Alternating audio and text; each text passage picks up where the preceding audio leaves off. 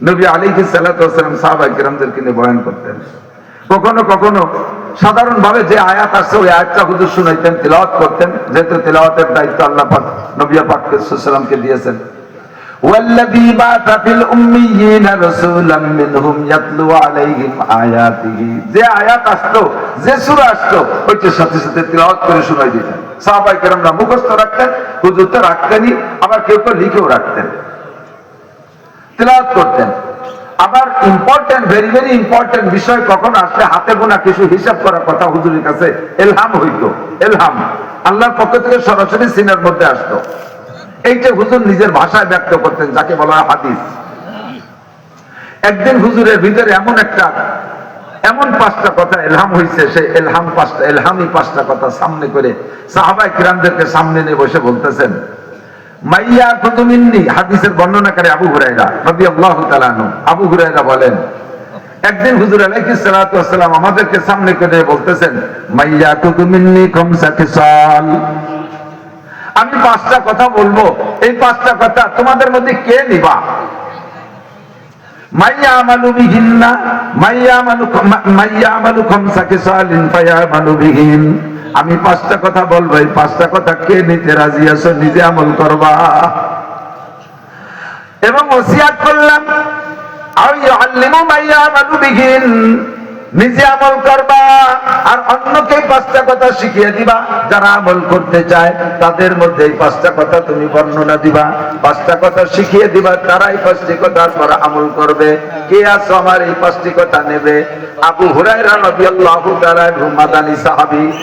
মক্কায় রাসূল যতদিন ছিলেন আবু হুরায়রা ইসলাম গ্রহণ করেন নাই, মদিনায় যাওয়ার পরে ইসলাম গ্রহণ করেছেন এবং প্রথম বছরই করেছেন এমনও নয়।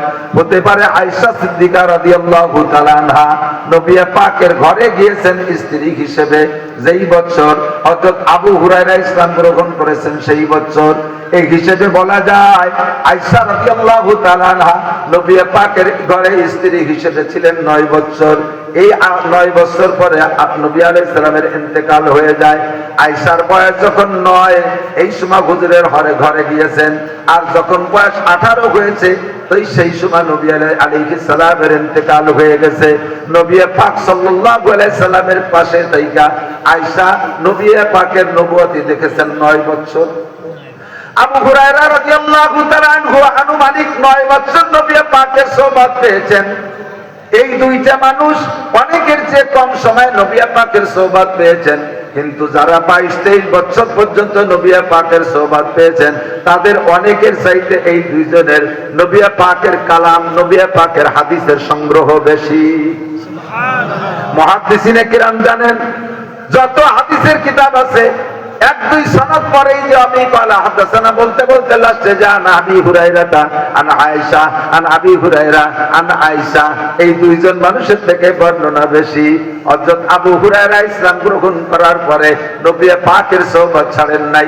আসহাবে সুফফা মসজিদে নববীতে যে 460 জন ছাত্র নবী আলাইহিস সালামের নিয়মিত ছাত্র ছিলেন, তার ভিতরে হযরত আবু হুরায়রা অন্যতম। আর ঘরের ভিতরে যে ছাত্রীরা ছিলেন তার ভিতরে সিদ্দিকা আয়েশা রাদিয়াল্লাহু তাআলা আনহা অন্যতমা। আবু হুরায়রা ইসলাম গ্রহণ করার পরে নবী পাকের সোহবত ছাড়তেন না। যে কোনো মজলিসে আবু হুরায়রাকে পাওয়া যেত। আজকে নবী পাক বললেন, আমি 5টি কথা বলবো, কে আছে তোমাদের মধ্যে আমার থেকে 5টি কথা নিবা নিজে আমল করার জন্য, অথবা যে কোনো জায়গায় বসবা ওই মজলিসে 5টি কথা সাপ্লাই দিবা, তোমরা যাতে ওই কথাগুলো শুনে অন্য মানুষে আমল করে। আজকে নবী নাই, আবু হুরায়রা নাই, সাহাবায়ে কেরাম নাই, নবীদের অ্যাসিস্ট্যান্ট হিসেবে নবী পাক বলেছেন, ইন্নাল উলামা ওয়ারাসাতুল আম্বিয়া, উলামায়ে কেরাম নবীদের অ্যাসিস্ট্যান্ট। নবীদের অ্যাসিস্ট্যান্ট যদি উলামায়ে কেরাম হয়, তাহলে সাহাবায়ে কেরামদের অ্যাসিস্ট্যান্ট আপনারা শ্রোতারা বলেন না আলহামদুলিল্লাহ। সাহাবায়ে কেরামদের নায়েব ও অ্যাসিস্ট্যান্ট হতে পারাটাও কম কথা না, কথা কোন? নবী আলাইহিস সালাম যখন নিজে বয়ান করে ওসিয়াত করেছিলেন, আবু হুরায়রা তার ভিতরে সর্বপ্রথম দাঁড়িয়েছিলেন। আমিও নবী পাকের পক্ষ থেকে অ্যাসিস্ট্যান্ট হিসেবে আপনাদেরকে সাহাবায়ে কিরামদের অ্যাসিস্ট্যান্ট হিসেবে প্রস্তাবটা রাখবো। 5টি কথা আমি ওই 5টি কথা আপনাদেরকে শোনাবো। এই 5টি কথা আপনি নেবেন এবং আমল করবেন। আর যখনই কোনো মজলিসে বসবেন, হাসিনা খালেদার দরবার বাদ দিয়া, দুনিয়ার পচা রাজনীতি নোংরা ফালতু দরবার বাদ দিয়া এই 5টি কথা ওই মজলিসের মধ্যে একটা আলোচনা করবেন। এবং ইনশাআল্লাহ এমনই 5টি কথা, যেই 5টি কথার প্রত্যেকটা আমার নিজের জন্য আমলের জন্য একান্ত জরুরি। আমিও আমল করব, অন্যের কাছে পৌঁছাবো। আছেন এমন কোন মানুষ কি আছে? আল্লাহ সবাইকে কবুল করুন। মজলিসের ভিতরে হুজুর যখন বলছেন মাইয়া খুযু মিন্নি খামসা খিসাল, কে আছো আমার থেকে 5টা স্বভাব, 5টা চরিত্র শিক্ষা গ্রহণ করবা, 5টা বিষয় আমলের জন্য গ্রহণ করবা, কে আছো? সব সাহাবা রেডি, কিন্তু আবু হুরায়রা দাঁড়িয়ে গেছেন সবার চাইতে আগে। ফাকামা আবু হুরায়রা দাঁড়িয়ে গেলেন। ফাকালা আনা ইয়া রাসূলুল্লাহ, হুজুর 5টি কথা আমি নেব। সাথে সাথে আপনাদের মতো আরো শত শত সাহাবারা হাত উঠাইলেন, কিন্তু সর্বপ্রথম দাঁড়াইলেন আবু হুরায়রা। আবু হুরায়রা বলেন, আমি যখন বললাম আমি নেব, ফাকাজা বিয়াদি, হুজুর আমার হাত ধরলেন। ফাআদাগুন্না ফিহা, আমার একটা হাতের মধ্যে 5টি আঙ্গুল আছে, 5টি আঙ্গুলের সাথে 5টি কথা মিল করে দিয়ে হুজুর একে একে গুনে গুনে 5টি কথা আমারে বুঝাই দিলেন। জোরে বলেন কয়টি? 5টি। এক হাতে আঙ্গুল কয়টি? 5টি। জানি না কোন আঙ্গুল আগে ধরছে, তবে শব্দ যে হিসাবে আসছে, শব্দ যেভাবে হুজুর তরতিব দিয়েছেন, তাতে আমার মনে হয় বাংলাদেশি হিসাবে সর্বপ্রথম বৃদ্ধাঙ্গুল ধরছেন। ঠিক। বাংলাদেশের এই বৃদ্ধাঙ্গুল আর অন্য অন্য দেশের বৃদ্ধাঙ্গুলের তর্জমার মধ্যে পার্থক্য আছে, ঠিক না? বাংলাদেশে যদি কেউ উপর রাগ করে কয় তুই আমার এই এই বুড়ো আঙ্গুল দেখে না, এটা যদিও আঙ্গুল কিন্তু তর্জমা অন্য কিছু, যা তা কওয়ার কায়দা নাই। বাংলাদেশে বৃদ্ধাঙ্গুল বড় দোষণী আঙ্গুল, বড় অপরাধী আঙ্গুল, আর এর নাম বৃদ্ধাঙ্গুল কয় না, বুড়ো আঙ্গুল না, না বুড়ো বুড়ি কয় নাকি না? বুড়ো মানে কি? তাহলে এরা কয়জন ছোট মোটো? এরা জুয়ান। এর বয়স কি 5টার চাইতে বেশি নাকি? একই সাথে চলে, তাই না? বুড়ো কে দেখতে একটু মুরব্বী বা। বিদেশে এক আঙ্গুলের মানে গুড, আর 2 আঙ্গুল মানে ভেরি গুড। আর বাংলাদেশে 1 আঙ্গুল মানে 1 বক্সিং, 2 আঙ্গুল মানে নাক বসকায় ফেলবে। নবী পাক 5টি আঙ্গুলের মধ্যে সর্বপ্রথম আমার বৃদ্ধাঙ্গুল ধরলেন। ফাকাযা বিয়াদি ফাআদাগুন্না ফিহা, এক নম্বরে বললেন ইত্তাকিল মাহারামা, ইত্তাকিল মাহারামা তাকুন আবাদান নাস। ও আবু হুরায়রা, তুমি নিজেও এই কথাটা মানবা, উম্মতকে জানাই দিবা, তারা যেন কথার প্রতি খেয়াল রাখে, আমল করে। 1 নম্বরে ইত্তাকিল মাহারামা তাকুন আবাদান নাস। দুনিয়া আমরা ইবাদত করি, ইবাদত যে করে তাকে আবেদ বলে। বলেন, ইবাদত যে করে তাকে আবেদ বলে, আমল যে করে তাকে আমেল বলে, ঈমান যে গ্রহণ করে তাকে মুমিন বলে, ইসলাম যে গ্রহণ করে তাকে মুসলমান বলে। কথা বলেন ঠিক না? ইবাদত করতে করতে ইবাদতের ক্লাসিফিকেশন আছে। আমি ইবাদত করি মোটামুটি আবেদ। আমার উস্তাদ আরো ভালো করতেন, চৌমনি হুজুর আরো বড় আবেদ। তার উস্তাদ মসিউল্লাহ খান সাহেব ভারতের, উনি আরো বেশি ইবাদত করতেন, আরো বড় আবেদ। তার উস্তাদ রশিদ আহমদ গাঙ্গুহি, তিনি আরো বড় আবেদ ছিলেন। তার পিসাব কাসেম নানুতুবি আরো বড় আবেদ ছিলেন। এরকম করে আবেদের ক্লাসিফিকেশন আছে। আমাদের মাদ্রাসার মধ্যে আবেদ আছে, ইবাদত করেনওয়ালা, পার্থক্য আছে ছোট বড়। সমাজে যারা নামাজ কালাম পড়েন, পাবলিক মুরব্বী, আপনাদের মধ্যে ইবাদত করেনওয়ালা আছে, তার মধ্যে ক্লাসিফিকেশন আছে। কেউ কেউ মোটামুটি আবেদ, কেউ তার চেয়ে ভালো আবেদ, কেউ তার চেয়ে ভালো আবেদ, এরকম আছে না নাই? কথা বলেন। নবী পাক বলেন, দুনিয়ার মধ্যে যদি আল্লাহর কাছে সবচেয়ে বড় আবেদ হতে চাও, আবাদ ইসলাম তাফসীরের সিগা সর্বোচ্চ অর্থ বহনকারী শব্দ নবী পাক ব্যবহার করেছেন। সারা দুনিয়ার মধ্যে যদি তুমি সবচাইতে বড় আবেদ হতে চাও, আল্লাহর কাছে সবচেয়ে বড় ইবাদত করেনওয়ালা বলে পরিগণিত হতে চাও, ও আবু হুরায়রা, কথাটা মনে রাখো। সহজ একটা কথা বলবো, কথা বলেন, বলবো। সবচেয়ে সহজে আপনি সবচেয়ে বড় আবেদ হবেন। হাজার হাজার কথার মাত্র একটা কথা, কথাটা হলো ইত্তাকিল মাহারিমা তাকুন আবাদান নাস, তোমার জানা মতে যতগুলো হারাম তুমি জানো, যত কাজ হারাম আছে বলে জানো, যদি না জানো উলামায়ে কেরামের কাছ থেকে জেনে নাও। আল্লাহর নিষিদ্ধ কি কি আছে, নিষিদ্ধ কাজ কি কি আছে, এগুলো তুমি জেনে নাও। যত হারাম আছে সমস্ত হারাম কাজগুলোকে পরিহার করো, ছেড়ে দাও, তাহলে তুমি হবে সবচাইতে বড় আবেদ।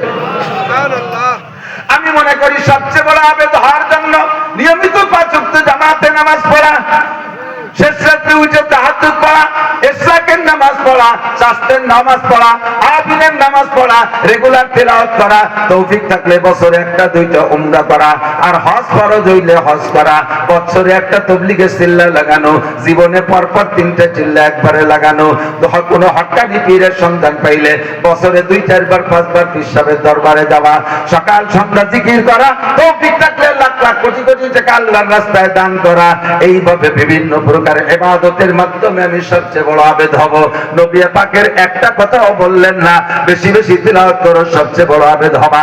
বেশি বেশি নামাজ পড়ো, বেশি বেশি নফল রোজা রাখো, বেশি বেশি উমরা করো, বেশি বেশি হজ করো, সারা রাত থেকে তাহাজ্জুদের মধ্যে সময় কাটাইয়া দাও, লক্ষ লক্ষ টাকা মসজিদ মাদ্রাসায় দান করো, 12 মাস কাল রেগুলার তুমি 1-2 পারা করে তিলাওয়াত করো, তাহলে বড় আবেদ হবা। এই কথা নবী বলেন নাই, নবী পাক বলেছেন ইত্তাকিল মাহারিমা তাকুন আবাদান নাস। কোন ইবাদতের কথা বললেন না, বললেন হারাম কাজগুলো ছেড়ে দাও, তাহলে হবে সবচাইতে বড় আবেদ। খেয়াল করছেন সবাই? 5 সেকেন্ড কথাটারে হজম করার জন্য সুযোগ দেই। কি বলছি আমি?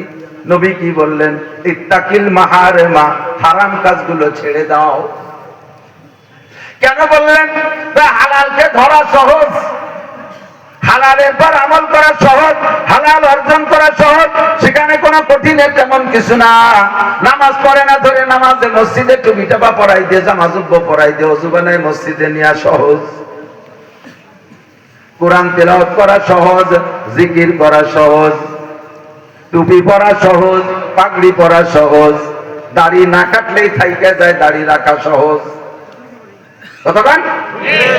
হারামে যদি কি অভ্যাস হয়ে যায়, হারামে অভ্যস্ত হয়ে গেলে ওই হারাম থেকে উঠে আসা বহুত কঠিন, হারাম থেকে বেরিয়ে আসা বহুত কঠিন।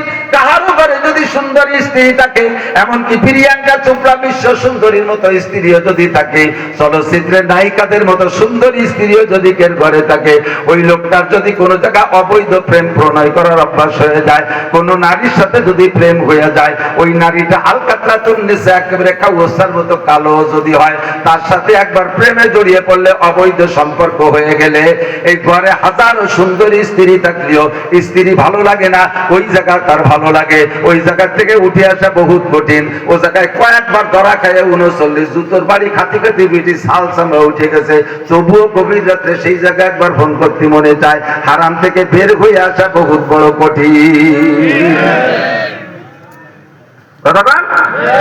যদি কেউ ঘুষ খাওয়ার অভ্যাস হয়ে যায় কোন অফিসারের, ওরে 5 লক্ষ টাকাও যদি 10 লক্ষ টাকাও যদি বেতন দেয়, তবুও সে ঘুষে 1 চাটা দেবেই দেবে।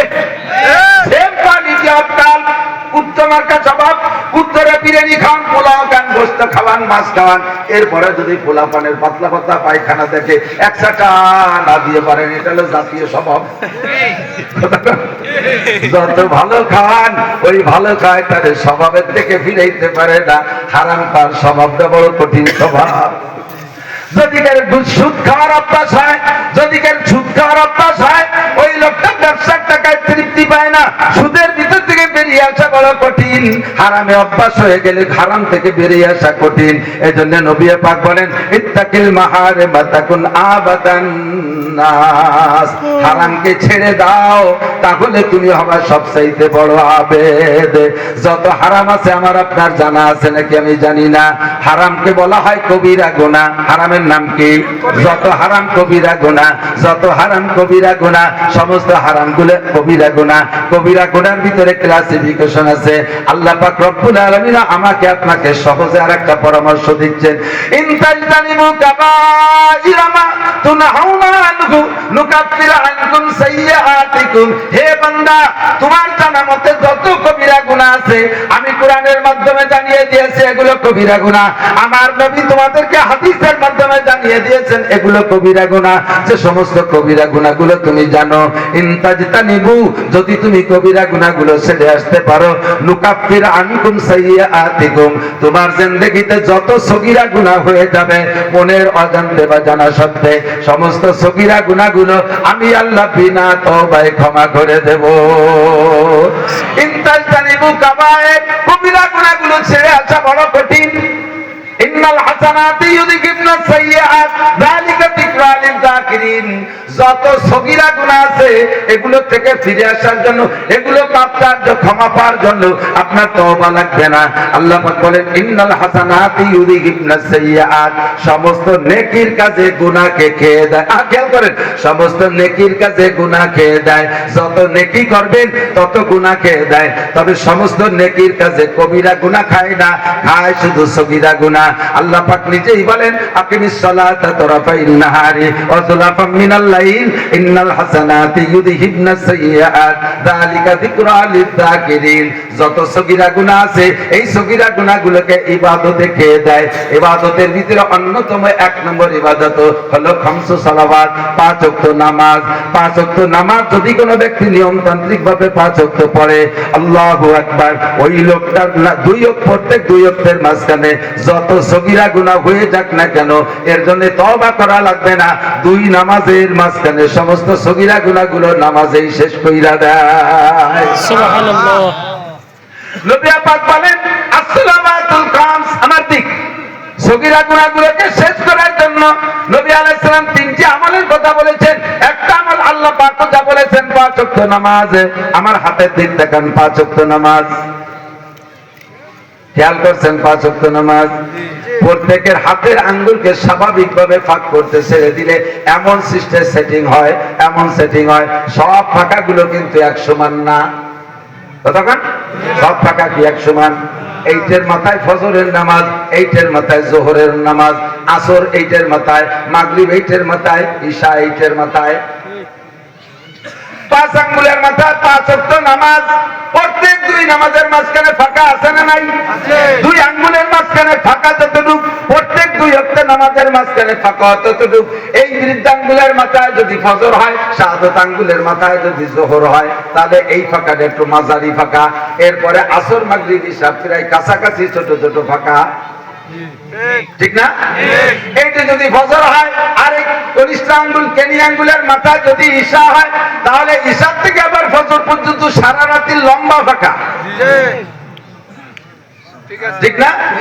5টা আঙ্গুলের মাঝখানে যেদিকে তাকাবেন প্রত্যেক 2 আঙ্গুলের মাঝে ফাঁকা আছে। আর ফাঁকার ডিসটেন্স সেম কোয়ালিটি 5 ওয়াক্ত নামাজের ফাঁকা। আল্লাহর রাসূল বলেন as-সালাওয়াতুল খামস, ও বান্দা যদি 5 ওয়াক্ত নামাজ রেগুলার ঠিক করে পড়ো, এই 2 নামাজের মাঝখানে যত সগীরা গুনাহ হবে, যত সগীরা গুনাহ হবে, সমস্ত সগীরা গুনাহ নামাজের ওসিলায় ক্ষমা হয়ে যায়। এরপরে যদি তোমার আরো কিছু গুনাহ থাকে তাহলে সেটা ক্ষমার জন্য আল্লাহ আরেকটা ব্যবস্থা রেখেছেন। ওয়াল জুমুআতু ইলাল জুমুআহ, গতকাল জুমার নামাজ পড়েছেন, আবার আগামী শুক্রবারে জুমার নামাজ পড়বেন। 2 জুমার মাঝখানে কয় দিন? 7 দিন। জোরে বলেন কয় দিন? 7 দিন। যারা কইছেন তারা সত্যি কইছেন না মিথ্যা কইছেন আল্লাহ জানে। হ্যাঁ, শুক্রবার সহ না 7 দিন? 2 শুক্রবারের মাঝখানে কয় দিন থাকে? 6 দিন। জীবন করে দেখি আসলাম, তারপরে একটা প্রশ্নের জবাব দিতে উল্টো পাল্টা। আল্লাহু আকবার। আবার একদল মানুষ আছে হুজুরকে ভিতরে বলে না, একটা হুজুর এটা পায়। সবাই জানি 7 দিন, তার মাঝখানে শুক্রবার 2 পাশে বাদ দিলে মাঝখানে 6 দিন। তাই ভুল করলেন। আর আমরা এত কোরআন কিতাব ভর্তি যার মধ্যে 2টি টেডে ওই যেতে পারে। আল্লাহু আকবার। দিনে রাতে কয় ওয়াক্ত নামাজ? একটু বলবেন কয় ওয়াক্ত? 5 ওয়াক্ত। দিনে কয় ওয়াক্ত, রাতে কয় ওয়াক্ত? দিনে 3 ওয়াক্ত। দিনে 2 ওয়াক্তের পক্ষে কারা? দিনে 2 ওয়াক্ত। দিনে 3 ওয়াক্ত। এত আছে যারা 3 ওয়াক্ত আলাদা পড়ে, তাই না? একটু হাত দেখি। দিনে 2 ওয়াক্তের পক্ষে কারা? 5-7 জন। দিনে 3 ওয়াক্তের পক্ষে কারা? আল্লাহু আকবার। তারপরে অনেক হাত উঠে দেখে যে পক্ষ যেতে সেই পক্ষ স্বতন্ত্র প্রার্থী সারা জীবন ভরে দিনও চিনি রাতও চিনি দিনে রাতে 5 ওয়াক্ত নামাজ তার মধ্যে দেখেন আপনারা সবাই মিলে মতানৈক্য সৃষ্টি হয়ে গেছে হাজার হাজার কুরআন হাদিসের মাসালার ভিতরে উলামায়ে কিরামের বুঝের মধ্যে মতানৈক্য এভাবেই হতেই পারে দিনও চিনি রাতও চিনি 5 ওয়াক্ত নামাজও চিনি সে জায়গা যদি আপনারা একমত হতে পারেন না আমাকে হুজুরকে দায়িত্ব দেন কেন একমত হতে এই জন্য আল্লাহর ফজলে বাংলাদেশে 3 মৌলবী 13 দল থাকাই ঠিক আছে আল্লাহু আকবার খেয়াল করি দিনে 2 ওয়াক্তের মধ্যে তো কোনো সন্দেহ নাই যোহর আর আসর ঠিক না আর এবার রাত কারেটায় বেলা ডুবার থেকে উঠার আগ পর্যন্ত রাত তাই তো বেলা ডুবার থেকে উঠার আগ পর্যন্ত রাত সেই হিসেবে বেলা ডুবার পরে মাগরিব রাতের বেলা ঈশা এরপরে বেলা উঠার আগে ফজর কাজে 3 ওয়াক্ত পড়ছে রাতের মধ্যে তাই তো এবার বলেন রোজা কতটুকুর নাম রোজা কি রাত্রে না দিনে রোজা রাত্রে না দিনে এখন রোজা রাত্রে না দিনে দিনে যদি রোজায় তার রোজা শুরু হয়েছে কি ফজরের পরের থেকে না আগের থেকে শবে সাদেকের আগে আর ফজর শুরু হয়েছে শবে সাদেকের আগে না পরে পরে আর রোজা যদি হয় দিনের আমল তাহলে রোজা শুরু হয়েছে শবে সাদেকের পরে ফজরের ওয়াক্ত হওয়ার আগের থেকে তাহলে সেই থেকে নিয়ে বেলা ডুবার আগ পর্যন্ত দিন সেই হিসেবে ফজর ওয়াক্ত কোন দিক যায় দিনে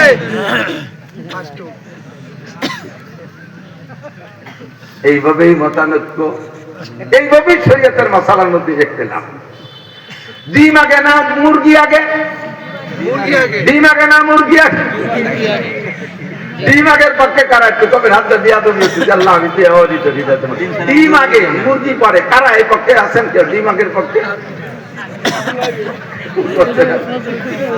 মুরগি আগে এর পক্ষে কারা মুরগি আগে বেশ আর অনেকে আমরা হাতি ধরে লোক দেখতাম মানুষ চালাক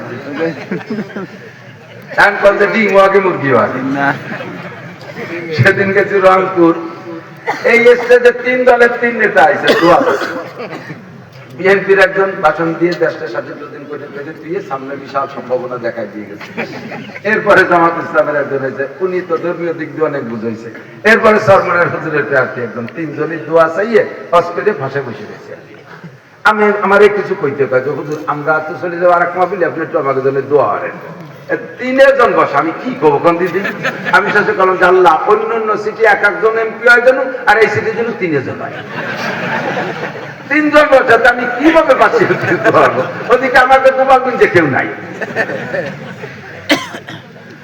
তো ডিম আগে মুরগি আগে তাল তো হয় না যে কোনো একটা তো আগে দেখেন চোখের সামনে জীবন করে ডিমও দেখি মুরগিও দেখি তারপর কোনটা আগে কইতে দিশে পাই না আমার আল্লাহ বলে দেন ডিম আগে মুরগি পরে ডিম আগে মুরগি পরে ডিম আগে তো পারলো কিটা মুরগি আগে তাহলে মুরগির কোন ডিমের বেঁচে চলে সেই ডিম রাখো তাহলে ঘুলি বেঁচে যাবে না একটা তো শুরু করতেই হবে যে আল্লাহ আদম আলাইহিস সালামকে আব্বা মা ছাড়া বানাইতে পারে হাওয়া আলাইহিস সালামকে আব্বা মা ছাড়া বানাইতে পারে ওই আল্লাহ তাআলা মুরগি ছাড়া ডিম বানাইতে পারে কি পারে না কোরআনে কারীমের ভিতরে আল্লাহ বলেন কুলিল্লাহুম্মা মালিকাল মুলক তুতিল মুলকা মান তাশা ওয়া তানজিউল মুলকা মিম্মান তাশা ওয়া তুইজ্জু মান তাশা ওয়া তুযিল্লু মান তাশা বিয়াদিকাল খায়র ইন্নাকা আলা কুল্লি শাইইন কাদির তুলিজুল লাইলা ফিন নাহারি ওয়া তুলিজুন নাহারা ফিল লাইল এরপরে অতুখরিজুল হাইয়া মিনাল মাইয়িতি অতুখরিজুল হাইয়া মিনাল মাইয়িতি অতুখরিজুল খেয়াল করতে জানেন না কেন জানি না অতুখরিজুল হাইয়া মিনাল মাইয়িতি এসে গেলে তো সালাতের মতো জায়গা মতো চলে যাচ্ছি কষ্ট নিয়ে না অতুখরিজুল হাইয়া মিনাল মাইয়িতি হাই মানে জীবিত মাইয়িত মানে মরা আল্লাহরে আমরা বলতেছি আল্লাহ তুখরিজুল হাইয়া তুমি জীবিতটাকে বের করো মিনাল মাইয়িতি মরা থেকে মুরগি তাজা ডিম মরা মুরগিতে ইচ্ছা মতো ঘুরে বেড়াইতে পারে ডিম কিতা পারে মুরগিতে খুদ খায় চাউল খায় ডিমি কিতা খায় মুরগিতে সিল্লে পাল্লা করে ডিমিতা পারে না কাজে ডিমটা মরা আর মুরগিটা তাজা আল্লাহ কয় তুখরিজুল হাইয়া মিনাল মাইয়িতি আমি আল্লাহ পাক রব্বুল আলামিন জীবিতকে বের করি মরা থেকে জীবিতকে বের করি মরা থেকে, কাজে তাজা মুরগিরে মরা ডিমের থেকে বের করছি, এরপরে চালু করে দিছি অতুখরিজুল মাইয়িতা মিনাল হাই। এবার মুরগিরে কলাম জীবন ভরে পাড়িয়ে বেড়া। সুবহানাল্লাহ। সিল্লে না দিয়ে থামবি না, মুরগি এবার সিল্লে দেয়, ডিমি সিল্লে দেয়, 40 থামে না। ও দোস্ত, এমন করে হাজারো মতানৈক্যের বিষয় রয়েছে। 5 ওয়াক্ত নামাজ দিনে 3 ওয়াক্ত না রাত্রে 3 ওয়াক্ত, এটা নিয়ে যেমন আপনারা উভয় দিক, এই উলামায়ে কেরাম উভয় দিক। 5 ওয়াক্ত নামাজ সপ্তাহে 7 দিনের ভিতরে 2 শুক্রবারের মাঝখানে থাকে কয় দিন? 6 দিন। আল্লাহ নবী বলেন ওয়াল জুমুআতু ইলাল জুমুআহ, গত শুক্রবারে জুমার নামাজ পড়েছেন, আবার আগামী শুক্রবারে জুমার নামাজ পড়বেন, মাঝখানে 6 দিনে যত সগীরা গুনাহ হবে সমস্ত সগীরা গুনাহ আল্লাহ পাক 2 জুমার ওসিলায় ক্ষমা করে দেয়। এর জন্য তওবা লাগবে না। এরপরেও যদি মনে করো কিছু আয়রন রয়ে গেছে, এখন তো অত্যাধুনিক ফিল্টার হয়েছে, মুরব্বীরা সাক্ষী দেন, আগে দেখছেন নাকি ওই পাশে ছিল নিয়ম জানি না, আমরা তারাই দুটোর মধ্যে পড়াইতাম, ওরে টিউবওয়েলের পানি কি এত আয়রন, 1 গ্লাস পানিরে 2 মিনিট রাখলে এরপরে বোঝা যেত না পানি না ছাগলের চেনা, ছাগলের পেশাব এরকম লাল হয়ে যেত, এত ফি বাঁচা যায় না, পেট খারাপ, আমাশা, রক্ত আমাশা। পানি ফিল্টার করবো, একদিকে সব হলো গরিব পোলাপান, সে ভালো ফিল্টার কেনার তৌফিকও নাই, আবার তো অত অ্যাভেলেবেল পাওয়া যেত না। আমরা ফিল্টার বানাইতাম নিজেরা, বাঁশের চটাই দিয়ে এভাবে হ্যাঙ্গার বানাইয়া তারপরে 4-5টা হাঁড়ি ব্যবহার করতাম। 5টা হাঁড়ির উপরের হাঁড়ির ভিতরে টিউবওয়েলের ডাইরেক্ট পানি, ওর তলা ছিদ্র করে একটা স্নেকটা দিয়ে দিতাম, গলগলায় পড়লে আবার হবে না, ফোটে ফোটে ভর্তি হবে। 2 নম্বর হাঁড়ি, ওই প্রথম হাঁড়ির পরে যে হাঁড়িটা, এই হাঁড়িটা ফিরে আবার 1 নম্বর ধরলাম, ওইটা নদীতে এমনি পানি। এই 1 নম্বর হাঁড়ির ভিতরে রাখতাম বালু, বালু ভিজে ওই বালুর হাঁড়িরও তলা ছিদ্র, ওর নিচে যে টপ টপ করে পড়তো। 2 নম্বর হাঁড়ির ভিতরে থাকতো কয়লা, কয়লাও ভিজে, কয়লার হাঁড়িরও তলা ছিদ্র, ওখানেও নেকড়া দেয়া, ওই কয়লা ভিজে তারপরে ফুটা ফুটা করে 3 নম্বর হাঁড়িতে পড়তো, ওটার মধ্যে দিতাম পাথর। এই 3 নম্বর পাথরের হাঁড়ির ভিতরে তারও তলা তলা ছিদ্র, পাথর ভিজে এরপরে ফুটায় ফুটায় নিচে পড়তো। 5 নম্বর একটা হাঁড়ি পাতা থাকতো, ওইটার ভিতরে এই ফ্রেশ পানি যাইতো। প্রথম ফিল্টার হতো বালুতে, তারপরে ফিল্টার হতো কয়লায়, তারপরে ফিল্টারিং হতো পাথরে, এরপরে যে পানি যেত তার ভিতরে আয়রন, আর্সেনিক, লবণ কিচ্ছু থাকতো না। সেম কোয়ালিটি, সারা বছর ধরে গুনাহ করেন, আপনার এই গুনার আমলনামাকে ফিল্টারিং করার জন্য আল্লাহ পাক 3টে হাঁড়ি ব্যবস্থা করেছেন। 1 নম্বরে 5 ওয়াক্ত নামাজ, এই হাঁড়িতে ফিল্টারিং হবে, এরপরেও যদি আয়রন থাকে 2 নম্বরে 2 শুক্রবারে 2 জুমা, এর ভিতরে ফিল্টারিং হবে। এই ফিল্টারিং এর পরেও যদি আপনার আমলনামার হাঁড়িতে, আপনার আমলনামার পানিতে আয়রন থাইতে যায়, এরপরে হবে পাথরের ফিল্টারিং। 2 রমজান, গত রমজানে রোজা রেখেছেন, আগামী রমজানে রোজা রাখবেন, এই 2 রমজানের ফিল্টারিং এ আর আপনার পানির মধ্যে আয়রন আর আর্সেনিক আর লবণ কিছুই থাকবে না। আল্লাহ রাসূল বলেন মুকাফফিরাতুম মা বাইনাহুন্না ইজাজতানাবাল কাবায়ের, 3 বছরে 3 প্রকার ইবাদত যদি বান্দা সঠিকভাবে করে উঠতে পারো, বছরের শেষে রমজানের পরে তুমি ঈদ যাইবা, ঈদের নামাজ পড়বা, ঈদের নামাজ পড়ার পরে বাড়ি ফিরবা, রাজা কায়াউমিন ওয়ালাদাতু উম্মুহু, বিশ্বনবী ঘোষণা দিয়ে দেন আমার এই উম্মত ঈদগাহ থেকে বাড়ি ফিরে গেল কায়াউমিন ওয়ালাদাতু, কেমন যেন তার মা আজকে নবজাতক বাচ্চা ডেলিভারি দিয়েছে।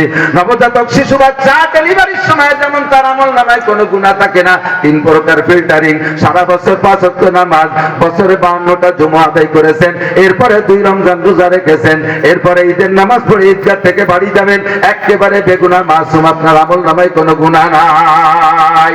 এই যে গুনাহ নাই, এই গুনাহ হলো সব সগীরা গুনাহ, সব শর্ত হলো ইনতাজতানিবুল কাবায়ের, যদি আপনি কবিরা গুনাহ পরিহার করেন তাহলে আল্লাহ পাক আপনার জন্য এই ফজিলত রেখেছেন। এবার কবিরা গুনাহগুলো কি, এগুলো আমাকে চিনে চিনে কবিরা গুনাহ পরিহার করতে হবে। যদি কবিরা গুনাহগুলো আমার দায়িত্বে নিয়ে আমি পরিহার করে চলতে পারি, আল্লাহর নবী বলেন ইত্তাকিল মাহারিমা তাকুন আবাদান নাস, এই কবিরাগুলো সব হারাম, এই হারাম যদি তুমি ত্যাগ করে চলতে পারো তাহলে আল্লাহর দরবারে তুমি সব চাইতে বড় আবেদ হইয়া যাবা। একটু প্রতিজ্ঞা করি, জীবন ভরে তো কত তওবা করছি, গুনাহ থেকে বাঁচার জন্য তওবা করছেন না? গুনাহ করে সে গুনার মধ্যে আস্তাগফিরুল্লাহ পড়ে, বিড়ি খালি গুনাহ পড়াই দিছি, বিড়ি খাবো না, আস্তাগফিরুল্লাহ রাব্বি, বিড়িতে সুক্তান দিয়ে সে সময় আস্তাগফিরুল্লাহ রাব্বি। এই তওবায় ওই বাটপাড়ের মুখ করে হাসে, কত বড় বাজি तौबा मरलब सुबह बरकत दिल पूरा ज़ौक़े गुना तौबा मरलब सुबह बरकत दिल पूरा ज़ौक़े गुना मासियत रखन दमिया यद से इस्तिग़फ़ार मा मासियत रखन दमिया यद से इस्तिग़फ़ार मा गुनाह থেকে মুখে তওবা করি আর হাতে তাসবিহ দানা করি আবার অন্যায় করতে চলে আসি দাড়ি কাটে আর কয় আস্তাগফিরুল্লাহ দাড়িতে খুর চালায় আর কয় আস্তাগফিরুল্লাহ সুদে টাকা হাইতে গনে আর কয় আস্তাগফিরুল্লাহ ঘুষের টাকা হাইতে গনে আর কয় আস্তাগফিরুল্লাহ বিড়ি সিগারেট খায় আর ফাঁকে ফাঁকে কয় আস্তাগফিরুল্লাহ মিথ্যে কথা কয় আর কয় আস্তাগফিরুল্লাহ আরে জিনা ব্যভিচার করে ডেলি একবার করে সপ্তাহে একবার করে ফাঁকে ফাঁকে কয় আস্তাগফিরুল্লাহ এই আস্তাগফিরুল্লাহ তওবা করনালার মুখ ভরে হাসে আপনার আস্তাগফিরুল্লাহ কবুল হয়েছে এর একটা প্রমাণ আপনি নিয়ে নেন সহজে একটা প্রমাণ বলে দেব কষ্ট হবে নাকি জানি না আপনার আস্তাগফিরুল্লাহ তওবা কবুল হয়েছে যে কোনো ইবাদত কবুলের একটা আলামত থাকতে হয় তওবা কবুল করছি তার একটা প্রমাণ পাইলে একটু আত্মতৃপ্তি পাওয়া যায় কথা কোন আপনি ইবাদত করছেন নামাজ পড়ছেন আপনার নামাজ কবুল হয়েছে এইটা বোঝার একটা আলামত যদি আপনি পান এইটা যদি একটা কোনো প্রমাণ পান তাহলে আপনার নামাজ পড়তে আরো মজা লাগবে কথা কোন বলবো নামাজ কবুল হয়েছে তার প্রমাণ বলবো নাকি কথা বলেন আপনার নামাজ কবুল হয়েছে তার প্রমাণ হলো ফজরের নামাজ আপনি পড়ার পরে জোহরের নামাজ যদি নিয়মতান্ত্রিক ভাবে পড়তে পারেন ফজরের নামাজ পড়েছেন নিয়মতান্ত্রিক ভাবে যদি জোহরের নামাজও পড়তে পারেন তাহলে বুঝবেন যে আপনার ফজরের নামাজ কবুল হয়েছে আসরের নামাজ যদি আবার ঠিক মতো টাইম মতো নিয়মতান্ত্রিক ভাবে তরিকা অনুযায়ী পড়তে পারেন তাহলে বুঝবেন আপনার জোহরের নামাজ কবুল হয়েছে আবার মাগরিব যদি ঠিক মতো পড়তে পারেন মা আর বোন আমার বাপ ও ভাইয়েরা তাহলে বুঝবেন আসর কবুল হয়েছে এরপরে ঈশার নামাজ যদি চাই মতো সুন্দরভাবে পড়তে পারেন বুঝবেন যে আপনার মাগরিব কবুল হয়েছে আবার ফজরের নামাজ যদি সময় মতো উঠে পড়তে পারেন বুঝবেন যে আপনার ঈশা কবুল হয়েছে কেন এদিক তাকান উদাহরণ দিলে বুঝতে সহজ হয় আপনার বাড়ি 2 সেট রাজমিস্ত্রি নিছেন বাউন্ডারি ওয়াল করবেন 2 সেট মানে 2 জোড়া কেন একটা মিস্ত্রি একটা হেল্পার দুইজনে গেটের দুই পাশে দায়িত্ব দিয়েছেন একটা হেল্পার একটা মিস্ত্রি গেটের একদিকে 800 ইট গাচ্ছে 800 ইট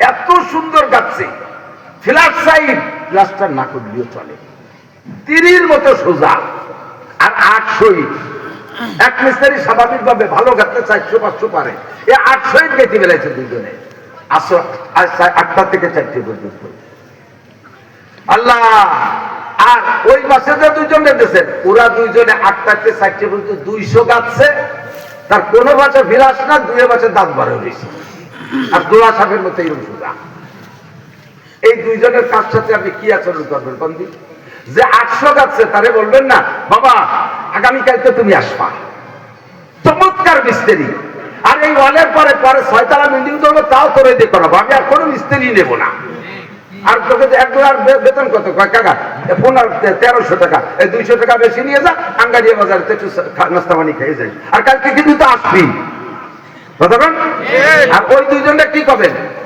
ওরে বলবেন কি তোর বাপ রে আইনে ইট খুলবি বাড়িতে সিমেন্ট বালি আনবি এই ওয়াল সোজাইয়ে দিয়ে যাবি আর আগামী 1 বছরের মধ্যে যদি তোরে আঙ্গারিয়া না দেখি শয়তান মাল নষ্ট করতে আসো এ বলবেন না তার সেম কোয়ালিটি যে ব্যক্তি ফজরের নামাজ সুন্দর পড়ছে আল্লাহ পাক তার ওই সময় দাওয়াত দিয়ে দিয়েছে আব্দুর রহমান চমৎকার আব্দুর রহমান তুমি কিন্তু জোহরে আসবাই ইমাম না আসলে তুমি আসবা তোমার রুকু তোমার কিয়াম তোমার রুকু তোমার সিজদা তোমার তিলাওয়াত তোমার তাসবিহ তোমার তাশাহুদ আমার দিনটা কেড়ে নিয়ে গেছে আব্দুর রহমান তুই কিন্তু জোহরে অবশ্যই আসবা আল্লাহ ওই সময় দাওয়াত দিয়ে দিয়েছে কাজ পছন্দ হয়েছে আগামীকালকে দাওয়াত জোহর করার পরে আব্দুর রহমান আসরের সময় তো সবাই তো কিনা বেচার ব্যস্ততা কেউ না আসলে তুই একটু আসিস তোর জোহরের নামাজে আমি খুশি হয়ে গেছি আমার আসর পড়ার পরে তো বান্দা তুমি কিন্তু মাগরিবেও আসো এক ওয়াক্তে পড়েন আপনার নামাজ রুকু সিজদা দিকে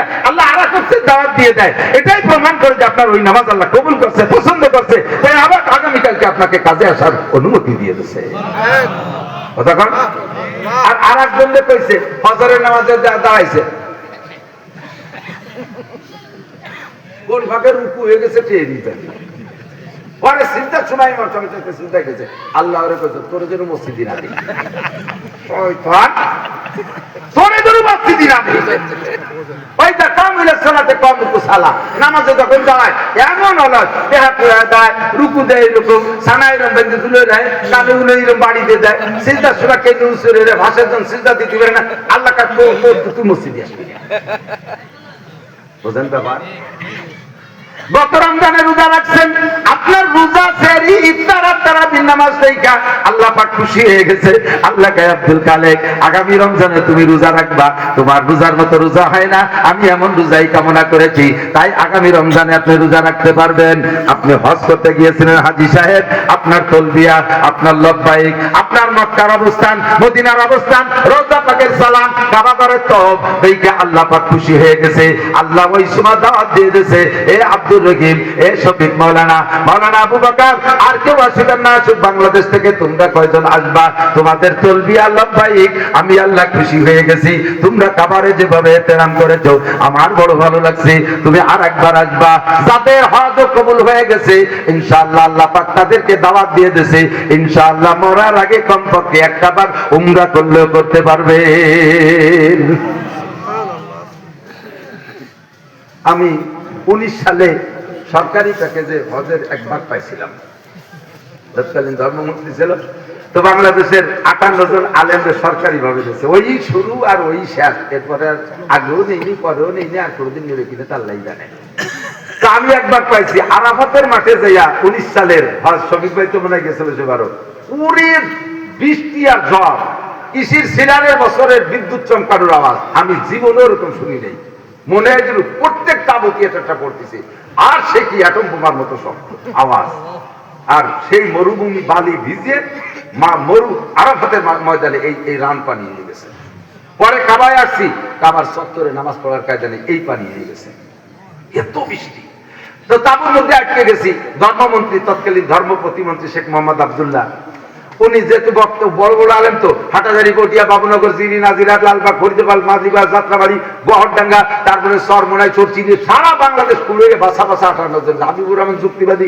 আমরা সবই আছি তো বলতেছে যে এত বক্তা বিনি পয়সায় পেয়ে গেছি এই বক্তাকে খালি খালি বসায় রাখবো না বৃষ্টি বুড়ি এমনি বসে থাকলে তো দুনিয়ার দরবার ওই সবাই নষ্ট হয়ে বেড়ে আর এর মধ্যে ইবাদত বন্দেগী করার মনও নাই যেভাবে ঠাটা বলতেছে উনি হ্যান্ড বাইক কোন জায়গাতে যে একটা পাইছে আমাকে বক্তাকে লাগাই দিয়েছে হুজুর আপনারা ওয়াজ করেন সামনে আছে স্পিকার আছে তার সামনে ডেপুটি স্পিকার তারপরে সচিব আছে কয়েকজন মন্ত্রী আছে কয়েকজন বিমান মন্ত্রী জনপ্রশাসন মন্ত্রী এরকম মন্ত্রী আছে আর ডিসিএসপিরা তো নরমালি আমাদের খাদেম হিসেবে আছে আমরা খুব ভিভিআইপিতে ছিলাম সেই তাবু ভরা আর মাইক দিয়েছে সবাই ওয়াজ করছে লাস্টে আমার কাছে বাবা তুমি শেষ ওয়াজটা তুমি করো আমার পরে যিনি মাদ্রাসার মোহতামে হযরত মাওলানা তৈয়ব শাহ হুজুর রাহমাতুল্লাহ আলাইহি মুনাজাত করেছিলেন আমারে বয়ান দিয়েছে এত বড় বড় হুজুর কেউ দেন ছোট মানুষ কি ওয়াজ করবো তা আমি বললাম যে আমি ছোট্ট একটা ওয়াজ করি সেটা হলো আমরা যে হজ করতেছি এই হজ যেন আমাদের হজ্জে মাবরুর হিসেবে আল্লাহ কবুল করে বলেন আমিন হজ্জে মাবরুর মানে কবুল হজ আল্লাহ যেন আমাদের হজ কবুল করে সবাই বলেন আমিন সবাই বলছেন আমিন এখন আমি বললাম আপনাদের হজ কবুল হয়েছে এর একটা প্রমাণ যদি আপনারা পান তাহলে কেমন লাগবে বড় বড় বাগা বাগা নেতা মন্ত্রী কি আমার এই সাহস আছে আমার চাচা আলো ধর্মমন্ত্রী ওই সাহসের সাথে কই বেলেছি আমি বললাম যে আপনাদের এবারের হজ কবুল হয়েছে এর একটা প্রমাণ পাইলে কেমন হয় জি হুজুর ভালো হয় কন্দি হুজুর প্রমাণ কি তা আমি বললাম তো দেখতেছি কারা আইছে তা আমি বলতেছি বাংলাদেশে থাকতে হজে আসার আগে যে যে আকাম গুলো করতেন হজেতে যাওয়ার পরে যদি তাই না করেন তাহলে বলতেন যে হজ কবুল হয়েছে বাংলাদেশে থাকতে চোন মারছেন মন মারছেন আমি কই বাংলাদেশে থাকতে চোন মারছেন মন মারছেন রাস্তা মারছেন খাল মারছেন বিজেপি কার্ড মারি খাইছেন পঙ্গু ভাতা বয়স্ক ভাতা মারি খাইছেন ব্রিজ খাইছেন কালভার্ট খাইছেন কারেন্টের খাম্বা তার সব খেয়ে ফেলাইছেন ফ্যাসিলিটি বিল্ডিং খেয়ে ফেলাইছেন বাজারের পাকা পায়খানা বাসটা খেয়ে ফেলাইছেন এই বাংলাদেশে থাকতে যে আকাম গুলো করতেন আর যা যা খাইছেন ফিরে যাওয়ার পরে যদি তাই না করেন তাই না খান তাহলে বুঝবেন যে হজ কবুল হয়েছে নইলে বাড়ি যায় আপনি আল হাজ হবেন হাজি হতে পারবেন না আল হাজ মানে কি আল আলা হাজি মৌমাছির আল আছে না ডেমরুলির আল আছে না বল্লার আল আছে না ওরা আল দুই যে করে যে আর মানুষ সিল্লেতি তালে থাকে আপনি ওই হজ করে যে আল হাজ হবেন যে করে থেকে আল বসায় দেবেন আর মানুষ সিল্লেতি তালে থাকে আপনি হাজি হতে পারবেন না ততক্ষণ বাংলাদেশে থাকতে দাড়ি কাটতেন হজতে যাওয়ার পরেও কাটেন দাড়ি কাটার পরে একদিন পরে একটু একটু যখন আগা জায়গা বেরোয় তখন কায়দা মতো আল হয় না দাড়িতে। এই যে আমরা যারা দাঁড়িয়ে রাখছি কি সুন্দর রেসপন্স করে, ঠিক না? কি চমৎকার, এ যে কে সাথে সোয়া লাগলে সেও খুশি হবে, হ্যাঁ না? নরম, কি সুন্দর, ঠিক না? আর একদিন চাষার একদিন পরে একটু একটু আল বেরোয়, এই আল হাজের আল, এই আল আলা মুখ দিয়ে যারে ডলা দেবে সিরিজ কাটবার মতো শুনি উঠে যাবে। কারে ডলা দেবেন তা আমি সেই দিচ্ছি না, সেটা যে জায়গা ডলা দেবেন সেই জায়গা উঠে যাবে। এর আল হাজের আল। আব্দুল্লাহ মিয়া কয়, মিয়া ভাবছিলাম যে তোমার যে কাজ করতে তুমি এই জায়গাও মারা ফেলে আসবে, এ তো সব কটা ধরা পড়েছে, উনি তো চাকর মানুষ, সব কটা ধরা পড়েছে, একটারও হওয়া যাবে না। ইবাদত করবো তার জন্য কবুল হওয়াটা প্রমাণের দরকার। প্রমাণগুলো বললাম, যে ইবাদত ফরজ, যে ইবাদত ওয়াজিব আর সুন্নাত, ওই ইবাদত যদি আপনি আল্লাহর ওয়াস্তে করেন, আল্লাহ কয় ওমা উমিরু ইল্লা লিয়াবুদুল্লাহা মুখলিসিনা লাহুদ্দিন, ওমা উমিরু ইল্লা খেয়াল করে, ওমা উমিরু ইল্লা লিয়াবুদুল্লাহা মুখলিসিনা লাহুদ্দিন। যে ইবাদত করবা ইবাদত হবে ইখলাসের সাথে আল্লাহরই জন্য। ইবাদত হবে কার জন্য? নামাজ পড়ি কার জন্য? রোজা রাখবো আল্লাহর জন্য, হজ করবো আল্লাহর জন্য, যাকাত দেবো আল্লাহর জন্য। আল্লাহর জন্য ছাড়া আর কারই জন্য বা করবো? কয় না, তোমরা মাখলুকের জন্য করে থাকো। ওমা কি বলে আল্লাহ পাক বলেন, ওয়ালা ইউশরিক বিইবাদাতি রাব্বিহি আহাদা। ইবাদত করবা আমারই জন্য, ইবাদতের মধ্যে আমার সাথে কেউরে শরীক করবা না। ও আল্লাহ ইবাদতের সাথে কাউরে শরীক করায় কিভাবে? কয় যদি ইবাদত করো মানুষের কাছে প্রশংসা পাওয়ার লোভে, মানুষের মুখ বন্ধ করার জন্য, সমাজে সম্মান পাওয়ার জন্য ইবাদত করো, আমার জন্য ওই ইবাদত হয় না, ওইটি হয় তোমার জন্য, তোমার প্রশংসা পাওয়ার জন্য। চাচা আপনি তো আগে নামাজ পড়তেন না, এখন যে নামাজ পড়েন, দেখেন অনেকে নামাজ পড়লো শেষকালে সে নামাজ। চাচা আপনি যে নামাজ পড়েন আগে তো পড়তেন না। কয় যে বাড়ি মহিলাকে জ্বালায় সার কাজ জানাই, তাহলে নামাজ আসলে এখনো পড়তো না। মহিলারা যদি বিরক্ত না করতো, তাহলে এই যে নামাজ পড়তেছে ওটা আল্লাহর জন্য না, কাকে জন্য? মহিলাকে বিরক্ত চালায়। আপনি তাকে দাঁড়িয়ে রাখতেন না, যে দাঁড়িয়ে রাখছেন, কয় যে এই বয়সে দাঁড়িয়ে না রাখলে মানসি কি কয়? তাহলে এই যে দাঁড়িয়ে রাখা ওয়াজিব, এই দাঁড়িয়ে উনি রাখছে, কিন্তু এটা আল্লাহ আল্লাহ রাসূলের জন্য না, এটা মানুষের মুখ বন্ধ করার জন্য। কথা বলেন? 1 লাখ 2 লাখ 5 লাখ 10,000 5,000 টাকা মাদ্রাসায় দান করবে, সাথে সাথে যদি মারহাবা না দেয়, হুজুর ফিরে বার চাইয়ে দিয়ে এতগুলো টাকা দিলাম, টাকা দিলাম, আমার একটু মারহাবা দিলে না, তাহলে তুমি যে টাকা দান করছো এটা আল্লাহর রাস্তায় না, এটা মারহাবার লোভে। এর নামই হলো শিরক ফিল ইবাদত, এর নামই হলো শিরক ফিল ইবাদত। অনেকে আছে এদিক তাকান এদিক তাকান, পকেটে তসবিহ, মুমিনের পকেটে, আসলে এর নাম তসবিহ না। এটা কি কয়? আমাকে দিক আগে দিছি তার কি আমাকে দিক এর কি কয়? তসবিহ কয় না। তসবিহ হলো সুবহানাল্লাহ, আলহামদুলিল্লাহ, আল্লাহু আকবার। এর কি সুবহানাল্লাহ আল্লাহ বলে কি? এর তসবিহ কয়টা? এটা ওই এর মাধ্যমে তসবিহ পড়ি বিদায় এর নাম তসবিহ হয়ে গেছে। বাকি এর নাম হলো মুজাক্কির। ওলামায়ে কেরাম খেয়াল করছেন কি জানি না, এর নাম কি? মুজাক্কির। তার মানে এটা হাতে আসলে জিকিরের দিকে তাসবিহ পড়ার স্মরণ করায় দেয় আমাকে, যে এটা হাতে আসছে যেহেতু, আচ্ছা ঠিক আছে কয়েকবার আল্লাহ আল্লাহ করি, এটা হলো স্মরণ করায় দিয়ে দেনওয়ালা। এর নাম মুজাক্কির, এর নাম তাসবিহ না। এখন এই মুজাক্কির, আমি আমাকে আল্লাহ তাআলা জিকির করতে কইছে, উযকুরুল্লাহা যিকরান কাসীরা ওয়াসাব্বিহুহু বুকরাতান ওয়া আসীলা। কোন ইবাদতের বেলায় বলা হয় নাই বেশি বেশি নামাজ পড়ো, বেশি বেশি তিলাওয়াত করো, বেশি বেশি দান করো, বেশি বেশি খয়রাত করো, কিছু বলে নাই। কিন্তু জিকিরের বেলায় বলা হয়েছে বেশি বেশি জিকির করো। তাও কিভাবে, কখন করো? ওয়াসাব্বিহুহু বুকরাতান ওয়া আসীলা, সকাল সন্ধ্যা জিকির করো, সকাল সন্ধ্যা। কথা বলেন কোন কোন টাইম? সকাল সন্ধ্যা। সকাল সন্ধ্যা তাসবিহ মানে কি? সকালে ঘন্টাখানিক, বিকেলে সন্ধ্যার পরে ঘন্টাখানিক, যেটা আমাদের বিশ্বাসটা সবক দিয়ে থাকে। আসলে সকাল সন্ধ্যা তাসবিহ জিকিরের মানে শুধু সকালে 1 ঘন্টা বিকেলে 1 ঘন্টা তা না। সকাল সন্ধ্যা জিকিরের মানে একটু বুঝে নেন, আপনি বুঝতে সহজ হবে বিধানে উদাহরণ বলি। এখন তো বাংলাদেশে হরতাল নাই, যে সময় হরতাল ছিল সে সময় হরতাল দিনেওয়ালারা হরতালের কয়েকটা নাম। 6 ঘন্টা হরতাল, সকাল 6টা থেকে 12টা, এরপরে গাড়ি চলবে, এর নাম 6 ঘন্টা হরতাল। আবার 12 ঘন্টা হরতাল, সকাল 6টা থেকে সন্ধ্যা 6টা, এর নাম একটা হরতাল। আর একটা হরতাল ছিল সকাল সন্ধ্যা হরতাল। কি হরতাল? সকাল সন্ধ্যা সকাল সন্ধ্যা হরতাল। তো সকাল সন্ধ্যা হরতালের কি মানে? সকালে 1 ঘন্টা হরতাল, বিকেলে 1 ঘন্টা হরতাল, মাঝখানে গাড়ি চলবে? এই সকাল সন্ধ্যা হরতালের কি মানে? 24 ঘন্টা। সকাল সন্ধ্যা হরতালে মানে কি? 24 ঘন্টা হরতাল। তো সকাল সন্ধ্যা হরতালে মানে যদি সকালে 1 ঘন্টা, বিকেলে 1 ঘন্টা হরতাল আর মাঝখানে গাড়ি চলবে, যদি তা না হয়, সকাল সন্ধ্যা হরতাল মানে যদি 24 ঘন্টা হরতাল হয়, তাহলে আল্লাহ বলছে ওয়াসাবিহু বুকরাতান ওয়া আসিলা, সকাল সন্ধ্যা জিকির করো। এর মানে সকালে 1 ঘন্টা, বিকেলে 1 ঘন্টা না, 24 ঘন্টা জিকির করো। এই 24 ঘন্টা যদি আমার জিকির করতে হয়, আর এই মুজাক্কির সাহেবকে যদি হাতে রাখতে হয়, তাহলে ধান কাটবো কিভাবে? খেত খামারে কাজ করবো কিভাবে? ব্যবসা বাণিজ্য করবো কিভাবে? কাজেই এই যে এটা জাস্ট আমাদের একটা হিসাব রাখার জন্য কিছু কিছু তসবিহাত আছে, যেমন 33 বার 34 বার এর একটা হিসাব রাখার জন্য। কিন্তু কিছু কিছু আছে আল্লাহু আকবার, বসে রাস্তায় যে হাঁটতে সেখানে গেলি এরগুলো তুই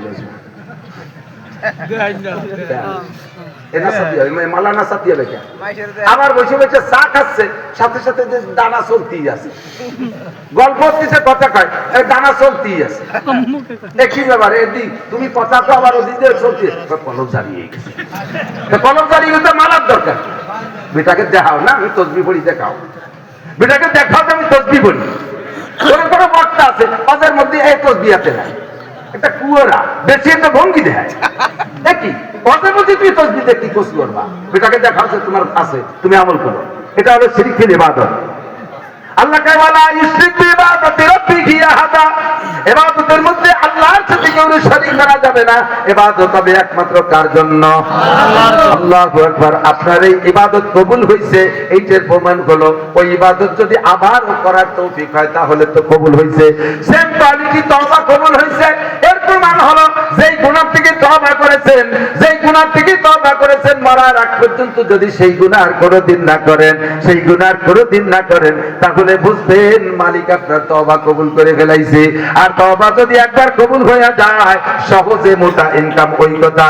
আল্লাহ পাক বলেন ইদাআত লাহুল আযাবু ইয়াওমাল কিয়ামাতি ওয়া ইয়াকলুদ ফীহি মুহানা ইল্লা মান তাবা ওয়া আমানা ওয়া আমিলা আমালান সালিহা ওয়া উলাইকা ইউবাদদিলুল্লাহু সাইয়্যাতিহিম হাসানাত। একটু আল্লাহু আকবার।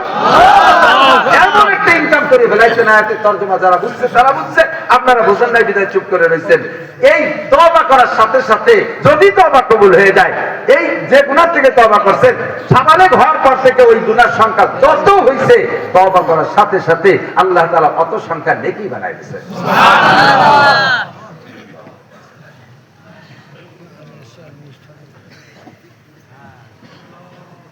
তাহলে আমি গুনাহ পরিহার করে চলবো। কবিরা গুনাহ থেকে বাঁচা বড় কঠিন। গুনার জগতে আল্লাহ পাক বলছেন ইনতাজতানিবু কাবায়ের, কবিরা গুনাহ ছেড়ে দাও, নুকাফির আনকুম সাইয়্যাতিকুম, সগীরা গুনাহ মাফ করে দেব। নবী পাক বলেন, মনে আছে 5 হাদিস 5 কথা? নবী আলাইহিস সালাম বলেন, হে সাহাবায়ে কেরাম, ইত্তাকিল মাহারিমা তাকুন আবাদান নাস। প্রথমটার চাইতে সামনে যেগুলো আসতেছে, একটার চাইতে একটা ইম্পর্টেন্ট। ওয়াজের সিস্টেম গাই দোয়ানোর মতো। আপনাকে কি গাইয়ে ফেলে না? দুধ দেলা গাই, গাই দুধ দোয়ায় না? দুধ দহন করে তো, দোয়ায় না? দোয়ানি তো পায়। এই দুধ দোয়ানোর নিয়ম কি? যাই এই বান ধরে টান শুরু হয়, আগে বাছুর দিয়ে চাকায় বানাতে হয় না, বাছুর দিয়ে চাকাইয়ে বানালে ধন করে যায়, এরপরে টান দিলে দুধ পড়ে। আর বাছুরের বাদ দিয়ে যাই যদি বান ধরে টান শুরু হয়, ওই রক্ত বেরিয়ে মানে বান ছিঁড়িয়ে যাবে, দুধ বেরোবে না। ওদেরও সিস্টেম তাই, আস্তে আস্তে শুরু দিয়ে একটু বানাইতে যাইয়া শেষের দিক যাইয়া দোয়ানো শুরু করতে হয়। আর যখন দোয়াবো সেই সময় যদি বালতি নিয়ে বাড়ি চলে যায়, তাহলে দুধ বাড়ি যাবে নাকি? সামনে যে কথাগুলো আসছে প্রত্যেকটাই দোয়ানোর মতো কথা, আজীব হয়ে যাবেন শুনলে। ইত্তাকিল মাহারিম, আমি আজকে থেকে তওবা করলাম, জানা ছিল না তাই অনেক গুনাহ করে ফেলাইছি, আমি এখন থেকে তওবা করি, আর জীবনে কোনোদিন হারাম কাজ করব না। বলতে পারেন তো, হারাম কাজ করব না, হারাম কাজ করব। হারাম কাকে বলে জানেন তো? হ্যাঁ, সবাই জানেন। জানেন না এমন কোনো মানুষ নেই কি হারাম? মদ হালাল, গাঁজা হালাল, এদের সাথে মদ গাঁজা নাই। আরে কপাল, ঘরে ঘরে ডিলার, খানেওয়ালা আছে, বিক্রেতা আছে, ডিলার আছে, আছে না? সব আছে। মদ গাঁজা এবার ফেন্সিডিল হারাম না হালাল? হালাল না হারাম? এই যুবক, যারা গাঁজা বা ফেন্সিডিল হিরোইন খাও, ভালো করে মনে রাখবা, আমরা সবাই মিলে একটা জিনিস দেখলে ভুল হতে পারে, আমার নবী একা তার এগেনস্টে যেটা দেখবে সেইটাই সত্য। কথা বলেন ঠিক কি ঠিক না? নবী পাক বলেন মেরাজের আমার দিক নবী পাক বলেন আমি মেরাজের রাত্রে জান্নাতও দেখেছি, জাহান্নামও দেখেছি, বাইরে থেকে উকি মেরে দেখি নাই। আমি জাহান্নাম দেখার জন্য জিব্রাইলকে প্রস্তাব রাখলাম, জিব্রাইল জাহান্নাম যদি একটু চোখে কোনো কানা দিয়ে একটু দেখে যেতে পারি, উম্মতের কাছে জাহান্নামের বর্ণনা দিতে পারবো। জিব্রাইলকে হুজুর কোনা কানা দিয়ে দেখবেন না, সরাসরি জাহান্নামের ভিতরে আপনি ঘুরবেন, আমি আপনার সাথে থাকবো। হুজুর কা জিব্রাইল যে এত বড় আগুন দাউ দাউ করতেছে, ওর মধ্যে ঢুকবো কিভাবে? জিব্রাইল কা হুজুর আপনি জাহান্নামের ভিতরে ঢোকার সঙ্গে সঙ্গে জাহান্নামের সমস্ত আগুনের পাওয়ার আল্লাহ তাআলা লেস করে দিবে। আপনার চাইতে ইব্রাহিম নবীর দাম বেশি না? আপনি হলেন গোটা মানব জাতির ওসিলা, দুনিয়ায় মানব জাতি আসার মাধ্যম একমাত্র আপনি। যদি ইব্রাহিম আলাইহিস সালাম মুসলিম জাতির পিতা, ওই ইব্রাহিম আলাইহিস সালামের জন্য যে আল্লাহ দুনিয়ার নমরুদের আগুনকে ঠান্ডা করে দিতে পারছেন, আপনার জন্য জাহান্নামের আগুন আল্লাহ ঠান্ডা করতে পারবে কি পারবে না? হুজুর আমাকে সঙ্গে নিয়ে জিব্রাইল জাহান্নাম ভিতরে বিচরণ করলেন। আমি জাহান্নামের ভিতরে ঘুরে ঘুরে বিভিন্ন সেক্টরে বিভিন্ন প্রকার অপরাধীর সাজা দেখেছি। একটু আগায় দেখি এক শ্রেণীর মহিলাদের মাথার চুল ধইরা উপরে একটা রডের সাথে পেঁচাইয়া নিচেতে জাহান্নামের আগুনে জাল দিচ্ছে একেবারে শিক্ষা ভাবের মতো। অথবা আজকাল তো গ্রিল হয়েছে, আরো বুঝতে সহজ হয়। গ্রিলের ভিতরে এই গ্রিল মুরগি গ্রিল, জালনার গ্রিল না, মুরগি গ্রিলের ভিতরে রড ঢুকাই দেয়া গ্যাসের চুলের ভিতরে দেয়, সুন্দর করে ঘুরে নিচের থেকে আগুন জ্বালায়, আগুন জ্বলে, গ্যাসের আগুন জ্বলে, আর ওই মুরগি গলে গলে গলে গলে তার রস খস নিচে পড়ে। তখন লাস্ট ফিনিশিং চাইয়া পুড়ে একটা কয়লার মতো হয়ে যায়। নবী পাক বলেন আমি গ্রিলের মতো দেখে আসছি এক শ্রেণীর নারীদের মাথার চুল উপরে রডের সাথে জোড়ানো, নিচে যে আগুনে পুড়তেছে দাউ দাউ করে। আর ওই মহিলাদের অবস্থা ভিন্ন রকম, গায়ে কোনো কাপড় নাই, সম্পূর্ণ ল্যাংটার উলাঙ্গা। ওই মহিলারা চিৎকার মারছে আল্লাহর কাছে, রব্বানা আসরিফনা শাইআন মিন মাইন বারিদ, রব্বুল আলামিন আর কতকাল পোড়াইবা, কলিজাটা শুকিয়ে আঙ্গার হয়ে গেছে, ও আল্লাহ একটু ঠান্ডা পানির ব্যবস্থা করা যায় নাকি? 70 লক্ষ বছর চিৎকারের পরে আল্লাহ পাক তাদেরকে একটু ঠান্ডা পানি খাওয়ার ব্যবস্থা করে দিয়েছে। যখনই ঠান্ডা পানি পান করেছে, এই ঠান্ডা পানি এমন ঠান্ডা আল্লাহু আকবার, পুরোটা বডি জমে বরফ হয়ে গেছে। ও দোস্তরে, আগুন যেমন কষ্টদায়ক, ঠান্ডাও কিন্তু তার চাইতে কম না। আজকে 9টা মাস চলতেছে বাংলাদেশে গরম, আমি কোথাও শুনি নাই গরমে কোনো মানুষ মারা গেছে। আসতেছে সামনে শীত, শোনা যাবে পঞ্চগড়, ঠাকুরগাঁও, পীরগঞ্জ, বীরগঞ্জ, আরে ওই উত্তর এলাকায় সিলেট অঞ্চলে মানুষ ঠান্ডায় মারা যাচ্ছে। মারা যাওয়ার খবর শোনা যাবে কি যাবে না? গরমে মানুষ যে পরিমাণ মরে, ঠান্ডাও তার চাইতে কষ্ট অনেক বেশি। এমন ঠান্ডা আল্লাহর কাছে আছে, ঠান্ডায় মানুষ সহ্য করতে পারে না। এমন ঠান্ডা হয়ে গেছে, ঠান্ডা পানি দেওয়ার কারণে একেবারে জমাট বাঁধা বরফের মতো এবার চিৎকার করতেছে রব্বুল আলামিন, এত ঠান্ডা তো সহ্য হয় না, প্যারালাইসিস হয়ে আসতেছে, সহ্য হয় না। রব্বুল আলামিন আসরিফনা শাইআন মিন মাইন হামিম, একটু গরম পানির ব্যবস্থা করা যায় নাকি? আবার 70 লক্ষ বছর চিৎকারের পরে এবার গরম পানি এনে সর্বপ্রথম পান করতে দেবে না। সুব্বু ফাকারাসিহিন্না হামিম, এদের মাথায় গরম পানি ঢেলে দেয়া হবে। আগুনে পোড়ার ভিতরে আবার মাথায় গরম পানি। হে মহিলারা, দূরে আওয়াজ কানে গেলে একটু শোনো। নবী আল্লাহ পাক বলেন হামিম, গরম পানি চাইছে, মাথায় গরম পানি ঢেলে দেওয়া হবে। এই গরম পানির তাপে আগুনের মধ্যে থাকা অবস্থায় গায়ে বিশাল বিশাল ফুসকা নেবে, ফুসকা সম্পূর্ণ পুজে ভরা, শুকনো শুকনো ফাকারাসিহিন্না হামিম, আবার তাদের মাথায় গরম পানি ঢেলে দেওয়া হবে। দ্বিতীয়বার যখন ঢেলে দেবে, গায়ের এই ফুসকাগুলো ফাইটাই পুষগুলো একটা ড্রেন যে জমা হবে এক জায়গায়, একটা ড্রেন যে এক জায়গায় গর্তে জমা হবে। ওই গর্তের নিচে আগুন দিয়ে জাল দিয়া যখন ওই পুজের ভিতরে, যেই পুজ জমা হয়েছে পুজের ভিতরে এমন টকবগে হবে, পুজের ভিতর দিয়ে আগুন শোলা মারবে। এর পুজ না আগুন বোঝা যাবে না। ও তো চাইতেছে এখনো ঠান্ডা গরম পানি, একটু গরম পানি চাইতেছে। তার শরীরের থেকে বের হওয়া পুজ জ্বালাইয়া এই পুজ তারে খাইতে দেবে, খাও।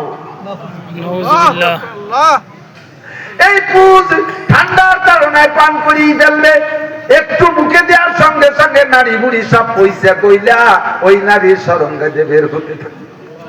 হুজুর কায় আমি সচক্ষে দেখে আছি এমন শাস্তি হইতেছে। এবার এই নারীদের সরঙ্গাতে পুজ বের হচ্ছে, আবার এই পুজ খাইতেছে, লজ্জাতে চক্ষু বন্ধ করে ব্যাক করে বললাম, জিব্রাইল মান হুন্না মান হাউলাই, ও জিব্রাইল এই নারীরা বা কারা, পুরুষরা বা কারা একটু কও। জিব্রাইল কে হুজুর বলল, হাউলাই উম্মতুক, অন্য কোন নবীর উম্মতের বাস্তব আপনাকে দেখানো হচ্ছে না, আপনার উম্মতের পরিণতি এমন হবে। আল্লাহ পাক অ্যাডভান্স করে আপনাকে দেখায় দিচ্ছে, যাই উম্মতরে একটু শুনাইয়েন। ফামান শাআ ফালইউমিন ওয়া মান শাআ ফালইয়াকফুর, যার মনে চায় মানো, যার মনে চায় না মানো না। আমালাইনা ইল্লাল বালাগ, আমার দায়িত্ব ছিল বলে যাওয়া। নবী পাক যেমন বলে গেছেন, আমিও নবীর পক্ষ থেকে বলে গেলাম, মনে চায় মানো দোস্ত, না মনে চায় মানো না, কপাল তোমারই পড়বে আর ঝরবে। ও জিব্রাইল বিশ্লেষণ দাও, নারীরা বা কারা, পুরুষরা বা কারা। জিব্রাইল কা হুজুর নারীরা হলো খুন্নাস জুনাত, আপনার উম্মতের ব্যভিচারিণী নারী, জিনাখোর নারী, পতিতালয় ব্যবসাখানায় তাইকে নারী ভিত্তি করে পয়সা কামাই করে খেয়েছে, বিভিন্ন হোটেল হোস্টেলে দেহ ব্যবসা করে পয়সা কামাই করে খাইছে। স্বামী বিচারা বিদেশে গেছে, বিদেশ থেকে পয়সা কামাই করে পাঠায়, বউডারে বাড়ি থুয়ে গেছে, বউডা বিভিন্ন কিছু কইরা এভাবে যৌন চরিতার্থ অন্যায় ভাবে করেছে। এর থেকে খালেস তওবা করে নাই, বিনা তওবায় ওই গুনার নেশা, জিনার নেশা থাকতে থাকতে মারা গেছে। কোটি কোটি বছর এই মহিলাদের এই বিচার হবে। আউযুবিল্লাহ। আল্লাহ। জিব্রাইল খাসে তারা তারা কারা? জিব্রাইল কা হুজুর তারা আপনার উম্মতের পুরুষ উম্মত, একদল হলো হুমুজানি, তারা ব্যভিচার উম্মত। এই নারীদের সাথে তারা জিনা ব্যভিচার করেছে, তাদের এই বিচার। ওই নারীদের শরম গাজে বের হওয়া পচা পুষ, তারা হাজার হাজার লাখ লাখ বছর খাবে। 2 নম্বর হলো অহুম সারিবুল খবর, আপনার উম্মতের মদ গাঁজা এবা ফেন্সিডিল হিরোইন কর উম্মত। আরে আঠা মাঠা খেয়ে বেড়াইছে, গাঁজা খাইছে, এবা খাইছে, হিরোইন খাইছে। আল্লাহর কসম যুবক তুমি মনে রাখো, আমরা সবাই যদি এর এগেনস্টে অন্য কিছু দেখি, আমার নবী একা দেখে আছে, সকলের দেখা ভুল হলো, নবীর দেখা সত্য। তুমি যদি বাঁচতে চাও, যদি ইনতাজতানিবু কাবায়ের, এই কবিরা গুনাহ থেকে ফিরে আসো, নুকাফির আনকুম সাইয়্যাতিকুম, তোমার সব কবিরা গুনাহ আল্লাহ পাক নামাজের ওসিলায় maaf করে দিবে। ইত্তাকিল মাহারিমা তাকুনা আবাদান নাস, পাঁচটার একটা হলো যত হারাম কাজ আছে ছেড়ে দাও। আল্লাহ রাসূল বলেন তুমি হবা সবচেয়ে বড় আবেদ। আর বারবো না, এদিক সামনের দিকে চলে যাই। আল্লাহ পাক আমাদের সবচেয়ে বড় আবেদ হওয়ার তৌফিক দান করে, বলেন আমিন। অকথ্য ভাষায় গালাগালি করা সগীরা না কবিরা? একটু বলেন, সগীরা না কবিরা? বড় নিন্দা করা কবিরা গুনাহ, বিবাদ শিকায়ত কবিরা গুনাহ, মানুষের নামে মিথ্যা অপবাদ তৈরি করা কবিরা গুনাহ, মিথ্যা অপবাদ তৈরি করা কবিরা গুনাহ। সাংবাদিকরা সাংঘাতিক, সাংবাদিকরা সাংঘাতিক, সাবধান হয়ে যাও দোস্ত। আমার নবী জাহান্নামের মধ্যে তুমি সাংবাদিকের পরিণতি দেখে আসছে, মুখের মধ্যে ছুরি ঢুকাই দিয়া, আগুনের ছুরি লাগামের মধ্যে ঢুকাই দিয়া কান পর্যন্ত ফাটতেছে, আবার ওপাশ থেকে এই পাশে যখন ঢুকিয়ে দিচ্ছে ফাড়ার জন্য, এ পাশ ঠিক হয়ে যাচ্ছে, ও পাশ ফাইলা এ পাশে আসতেছে, ওদিকে আগুনের ভিতরে দাও দাও করে জ্বলতেছে। নবী পাক জিজ্ঞেস করলেন, জিব্রাইল মান হাউলাই, এরা কারা? হুজুর এরা আপনার উম্মত, যেই উম্মত গুলো মিথ্যা সংবাদ প্রচার করে বেড়াইতো, দুটো পয়সা লোভে এক পার্টির কাছে পয়সা খায়া আর এক পার্টিকে দাগি করার জন্য এই কাম করে বেড়াইছে। ও সাংবাদিক, তুমি সাংঘাতিক, সাবধান হইয়া যাও। মিথ্যে কথা বলে বিবাদ শিকায়ত করে জিনা ব্যভিচার, আরে টাকুসিয়া কাপড় পরা কবিরা গুনাহ ছেড়ে দেন। সবচেয়ে বড় আবেদ হবেন দাড়ি কাটা কবিরা গুনাহ, দাড়ি ছাটা। এক মুঠের আগে দাঁড়িয়ে কাটা বা ছাটা একই সম পরিমাণ গুনাহ, বরঞ্চ বিলকুল বেলেট দিয়ে হলক করে ফেলার যে গুনাহ, একটু একটু চুলকনি দাঁড়িয়ে রাখা তার চাইতে বড় গুনাহ। যে লোকটা সম্পূর্ণ চাইতে ফেলে সে নিজেই জানে আমি বড় গুনাহ করেছি, আর যে একটু রাখে সে মনে করে আমি দাঁড়িয়ে রেখেছি সুন্নতি দাড়ি। নবীর সুন্নত জান না, তার সুন্নত মনে করা এটা আরেকটা বেয়াদবি, এটা আরেকটা বেয়াদবি। দাড়ি রাখলে এক মুঠ রাখবেন, এক মুঠের আগে যদি কোনো ইমাম সাহেব মসজিদে দাড়ি কাইতে চাইতে খাটো করে রাখে, ওই ইমামের পিছনে নামাজ পড়া মাকরুহে তাহরিমি। আহসানুল ফতোয়া 3য় খণ্ড, বাবুল ইমামতের মধ্যে দেখবেন বানাই বলি নাকি আমি মুফতি না, আমার নামে মুফতি, প্রচার দেশে বাকি আমি ফতোয়ার কিতাব আল্লাহর ফজলে ঘর ভরে রাখি, বিরতি চাইবে ফতোয়ার কিতাব দেখি। আল্লাহু আকবার। মনে রাখবেন, সাবধান থাকবেন, দাড়ি কাটা সেটা কবিরা গুনাহ, বেপরদা করা কবিরা গুনাহ, সুদ ঘুষ খাওয়া কবিরা গুনাহ, আল্লাহু আকবার, পরে হক নষ্ট করা কবিরা গুনাহ। ইনতাজতানিবুল কাবায়ের, এই কবিরা গুনাহ যদি ছাড়তে পারেন তাহলে হবেন আবাদান নাস, সবচাইতে বড় আবেদ। চেষ্টা করা যাবে? ইনশাআল্লাহ। এই কথাটা চার দোকানে বসলে, আমাকে বাংলাদেশের চার দোকানে হচ্ছে মিনি সংসদ ভবন, ওই জায়গা থেকে যা আমরা পরিকল্পনা করি ওই পুরাই সংসদ ভবনে যারা আছে ওরা ওই অনুযায়ী দেশ চালায়। তোমার এই দরবার পদ্মা নদী পারে উপাস যায় না, দুদু খালি খালি এই পদ্মা দরবার বাদ দিয়ে যা শিখিয়ে দিচ্ছে এই নিয়ে তো আলোচনা করতে হবে। রাজি আছেন? ইনশাআল্লাহ। 2 নম্বরে, আপনারা সবচেয়ে বড় লোক হতে চান কে? আছেন কেউ? সাহস পাচ্ছেন? এর মধ্যে কি মায়ের রয়েছে তা আল্লাহ জানে। আমি রাজি, আমি সবচেয়ে বড় লোক হতে রাজি। আল্লাহ যদি আমার হাজার হাজার কোটি টাকা দিত, আমি এই আঙ্গারি উসমানিয়া মাদ্রাসায় বড় বড় বিল্ডিং করে দিতাম। আল্লাহ যদি আমার হাজার হাজার কোটি টাকা দিত, আমার মাদ্রাসাটারে পরাণ করে মাদ্রাসা বানাইতাম। যত গরিব মিসকিন মাদ্রাসাওয়ালারা আসতো, আমি সবাই একেবারে কারি কারি টাকা দিতে পারতাম, আমার ভালো লাগতো। এই জন্য আমি সবচেয়ে বড় লোক হওয়ার পক্ষে। আপনারা কোন পক্ষে তা আমি জানি না। সবচেয়ে বড় লোক হইতে চান কে? এবার কোন দিদি নাকি টাকা আদিয়ার বাড়িতে বড় লোক হবেন না? আল্লাহু আকবার। লাভ নাই, বলি কি হয়ে যাচ্ছে? হ্যাঁ, আপনি সবচেয়ে বড় লোক হয়ে যাবেন। সবচেয়ে বড় লোক বলবো, একটা আমল শিখাই দেবো, পারবেন করতে ইনশাআল্লাহ? একটা আমলে আপনি সবচেয়ে বড় লোক হয়ে যাবেন। সে আমলটা হলো, আপনাকে আল্লাহ আল্লাহ আপনার যা দেশে আপাতত ওর পর খুশি থাকেন, তাহলে আপনি বড় লোক। নইলে সারা দুনিয়ার মালিক বানাই দিলে আপনার অভাব সারবে না। আপনারা আর্থিক ভাবে কেমন আছেন? আর্থিক ভাবে কেমন আছেন? তাহলেই আপনি বড় লোক। হাদিসে আছে, হুজুর বলেন, কোন একটা লোকরে যদি সারা পৃথিবীর মালিক বানাই দেওয়া হয়, খেয়াল করতেছেন না? একজনের সারা পৃথিবীর মালিক বানাইতেছে আর সমস্ত জনগণকে তার কর্মচারী বানাইতেছে। একটা লোক যদি সারা পৃথিবীর সম্পদের মালিক হয়, তাহলে তার কি খুশির ব্যাপার না? আমরা একটু 2-5 বিঘে জমি আর যদি 20 বিঘে বানাতে পারি, একটা তেলের পাম্প আর যদি একটা গার্মেন্টস করছি, তাই আমাদের দাপটের ছেলে হাটে বাজারে লোক দেওয়াতে পারে না। আর সারা পৃথিবীর মালিক যে লোকটা, এই লোকটা কিরম দেখা উচিত? এই সারা পৃথিবীর মালিক করে বানাই দে, তারা যদি জিজ্ঞাসা করেন, ভাই আগে তো আমরা সবাই মিলে একটু বাকযোগ করে খেতাম, এখন তো আল্লাহ তোমার পুরো দুনিয়ার মালিক বানাই দিচ্ছে, তোমার কিরম মনের মধ্যে কদি? ওই লোকটা কি জবাব দেবে জানেন? ভাই একটা দুনিয়া দিয়ে কি হয়, এর ছেলে মেয়ে আত্মীয় স্বজন কত খরচ, একটা দুনিয়াতে কি হয়? কমপক্ষে আর একটা দুনিয়া মোটামুটি চলা, তাহলে এরে বড় লোক বানানোর মতো আর কিছু হয়? দিদি হুজুর একবারে বলেন, বনিয়াদের পেঁয়াজ অর্থ যে টাকা দিয়ে ভরা সম্ভব না। এই যে দেখেন আরব আমিরাত, দুবাই, তার কিসের অভাব আছে? সে যাইয়া সুদানের কালো মানুষদের সেই স্বর্ণের খনি ডাকাতি করার জন্য ইসরায়েল আর আমেরিকার ইউরোপিয়ানদেরকে নিয়ে সেই গরিব না খাওয়া মানুষদের একটা খনিজ সম্পদ, একটা স্বর্ণের খনি, তেলের খনি, তাই লুটিয়ে বুঝিয়ে খাওয়ার জন্য চেষ্টা হচ্ছে। তোর কিসের অভাব আছে জানোয়ার? জানোয়ার খালি জুব্বা গায়ে দিয়ে আর ঘুমটা মুড়ি দিয়ে থাকিস। আমার এমন রান হয় এই আরব আমিরাতের প্রতি, বিশেষ করে ওটা ইসরায়েলের বাচ্চাটা গুলাম, ওটা ডোনাল্ড ট্রাম্পের মানে হারামজাদা সন্তান ছাড়া আর কিছু হতে পারে না। ওরা যদি বাংলাদেশে পাই, যেভাবে আমার যদি ফাঁসিও হয়, আমি জুতোর তলায় বুমা হয় তুলে বাড়ি দেবো। আপনারা রাজি আছেন না? সারা পৃথিবীর ভিতরে আল্লাহ তাআলা ওদেরকে সম্পদ দিয়ে ভরে দিয়েছে, তারপরও তাকে পেট ভরে না। এটাই হলো প্রমাণ। আপনাকে ধনী হওয়ার জন্য আল্লাহ যা দিয়েছে, আল্লাহ আমার একটা জ্ঞান দিয়েছে, আলহামদুলিল্লাহ। অনেকের তো তাও নাই। তখন আমার একটা কাফি আছে, পরের মাঠে কামলা দেই, আলহামদুলিল্লাহ। অনেকের তো তাও করার শক্তি নেই, আল্লাহ আমারে ভালো রাখছে, বলেন আলহামদুলিল্লাহ। সবচেয়ে বড় ধনী হতে হলে এই আমলটা করে যেতে হবে সর্ব অবস্থায়, বলেন আলহামদুলিল্লাহ। আলহামদুলিল্লাহ, রাজি আছেন ইনশাআল্লাহ? তাহলে আপনি ধনী। 3 নম্বরে, আপনি কি সবচেয়ে বড় মুমিন হতে চান? সবচেয়ে বড় ইমানদার? সবচেয়ে বড় বলবো একটা আমল, ছোট্ট একটা আমল, হুজুর ওই 5টার মধ্যে বলতেছেন। 3 নম্বর হলো সবচেয়ে বড় ইমানদার বলে যদি পরিগণিত হতে চাও আল্লাহ, তাহলে একটা আমল, আহসিন ইলা জারিকা, তোমার প্রতিবেশীর সাথে সৎ ব্যবহার করো। প্রতিবেশীর সাথে সৎ ব্যবহার করে যদি কেউ প্রশংসিত হতে পারো, তাহলে ওই লোকটা অরিজিনাল মোমেন। আমি আসছি আজ 10-12 বছর, 15 বছরে আঙ্গারে উসমানে আসি না।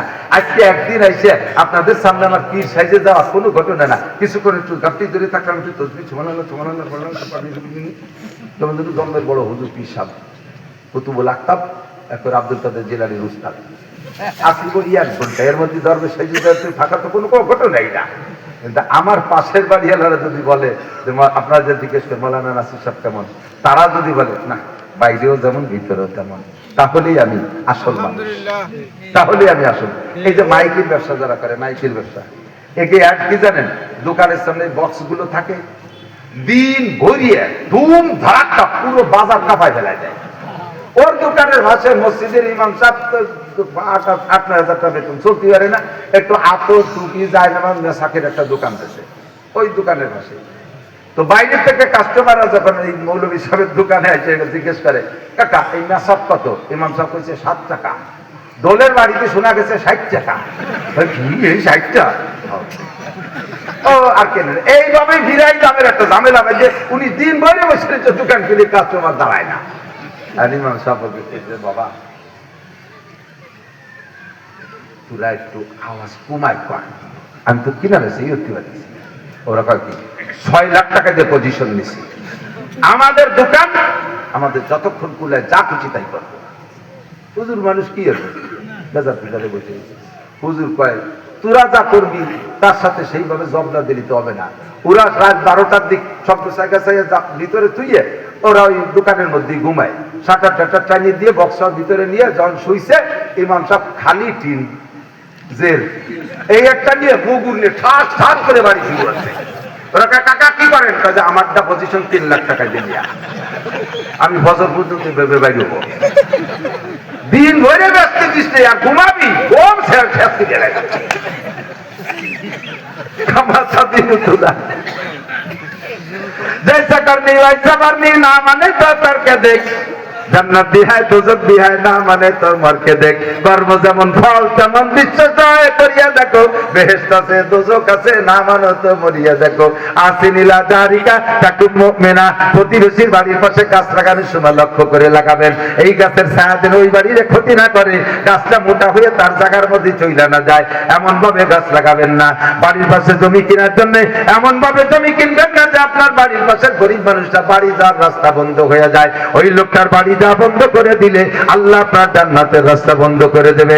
গরিব মানুষের বাড়ির পাশে 5 তলা বিল্ডিং উঠাইয়া তার বাড়ির আপনি তার বাড়ির রৌদ্র বন্ধ করে দিয়েছেন, বাতাস বন্ধ করে দিয়েছেন, আল্লাহ আপনার আব্বার কবরের জান্নাতের বাতাস বন্ধ করে দেবে, আপনার কবরের জান্নাতের বাতাস বন্ধ করে দেবে, আপনার জান্নাতের রাস্তা বন্ধ করে দেবে।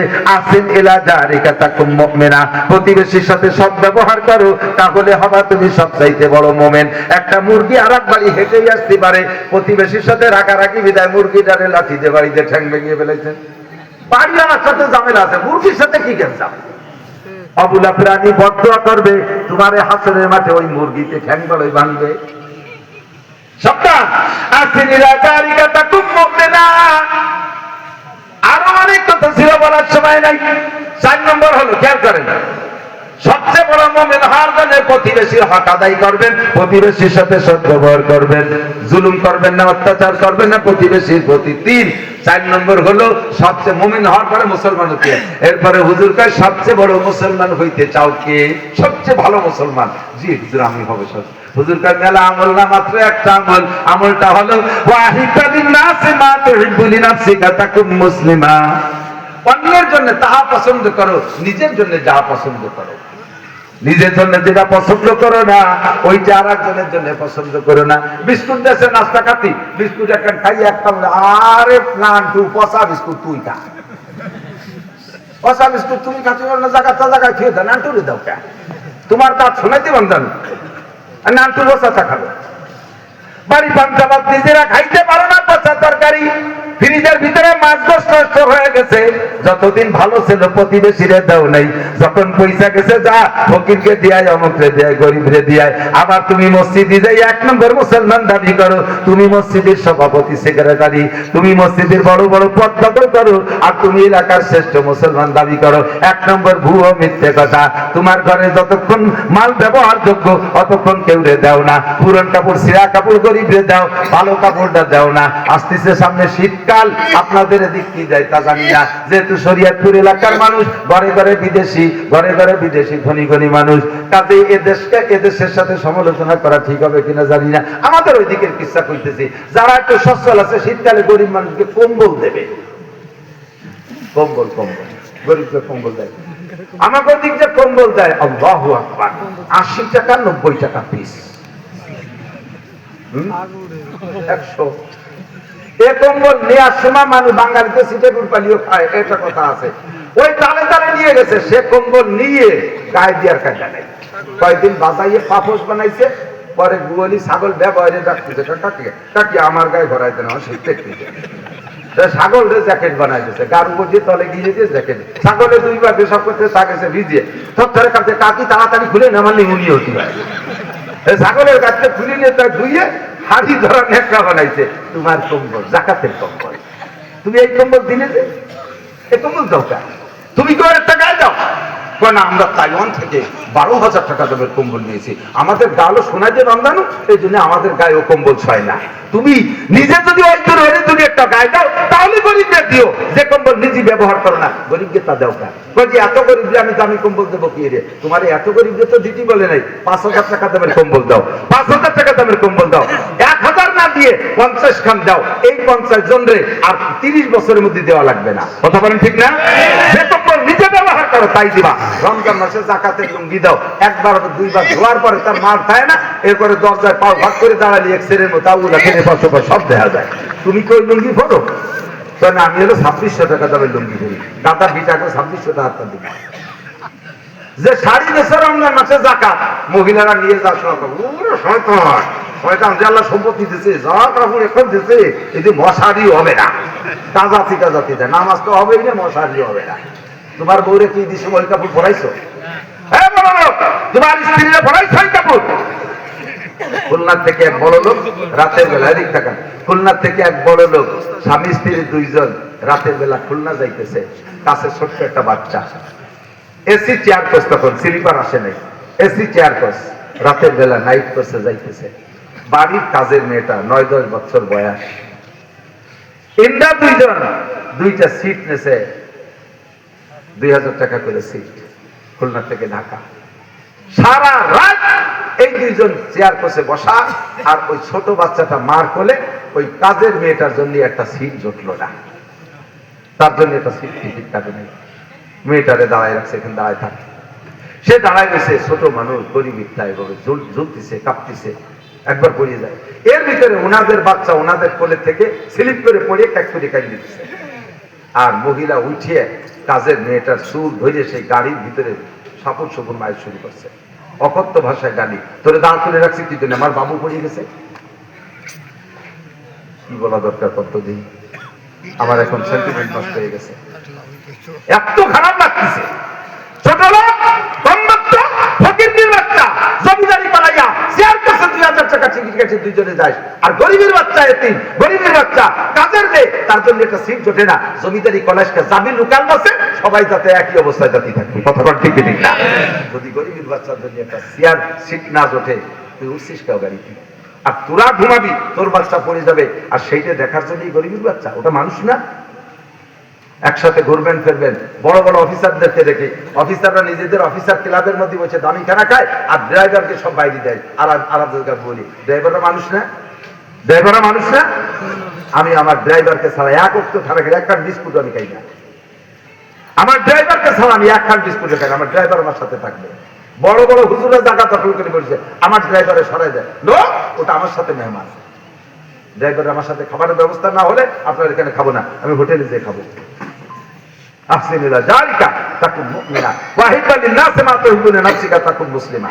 যে জিনিস নিজে পছন্দ না করেন, সে জিনিস আরেকজনের জন্য পছন্দ করবেন না। যদি নিজে যা পছন্দ করেন, অন্যের জন্য তা পছন্দ করেন, তাহলে মুসলমান।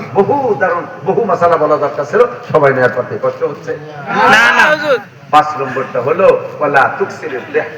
দুনিয়ার আনন্দ ফুর্তি করে অট্টহাসি করো না, অট্টহাসি করো না, দাঁত ধরে খিলখিলে হাসাহাসি করো না, দুনিয়ার ফুর্তি করে হাসাহাসি করো না। কেন? ফাইন্না কাসরাতাল যাহকে তুমিতুল কলব, বেশি হাসাহাসি করলে দিল মারা যায়, বেশি হাসাহাসি করলে দিল মারা যায়। দিল মারা যায়, আমি বাইসে থাকতে আমার দিল মরে কি রে? কথা বুঝেন নাই? বেশি হাসাহাসি করলে কি হয়? দিল মারা যায়। তা আমি বেঁচে থাকতে আমার দিল মারবে কি? এটা বুঝবো কি করে? হ্যাঁ, এটা বোঝার একটা আলামত বলবো।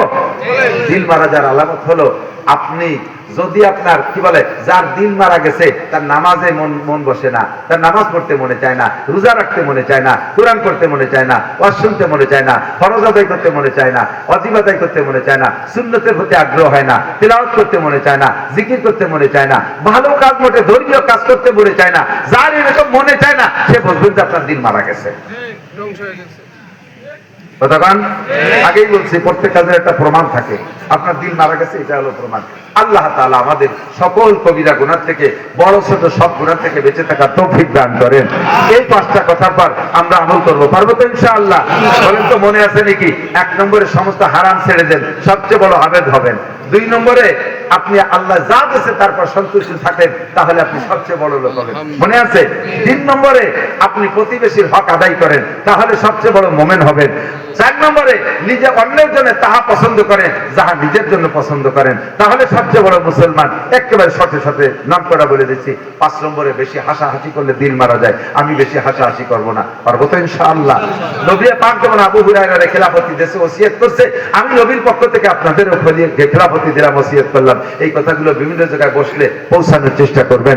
ভাষাগত ত্রুটি বিচ্ছিত মার্জনীয়, যা বলেছি শুনেছি, আল্লাহ আমল করার তৌফিক দান করেন। আগামীকালও মাহফিল না? আগামীকালও মাহফিল। আগামীকাল আসার সময় আপনার আশপাশের থেকে 2-4 লোক 2 হাত দিয়ে ধরে নিয়ে আসবেন, ইনশাআল্লাহ। পারা যাবে না ইনশাআল্লাহ? আল্লাহ তাআলা তৌফিক দান করুন। দুরূদ শরীফ পড়ি। আল্লাহুম্মা সাল্লি আলা মুহাম্মাদিন ওয়া আলা আলি সাইয়্যিদিনা মুহাম্মাদ।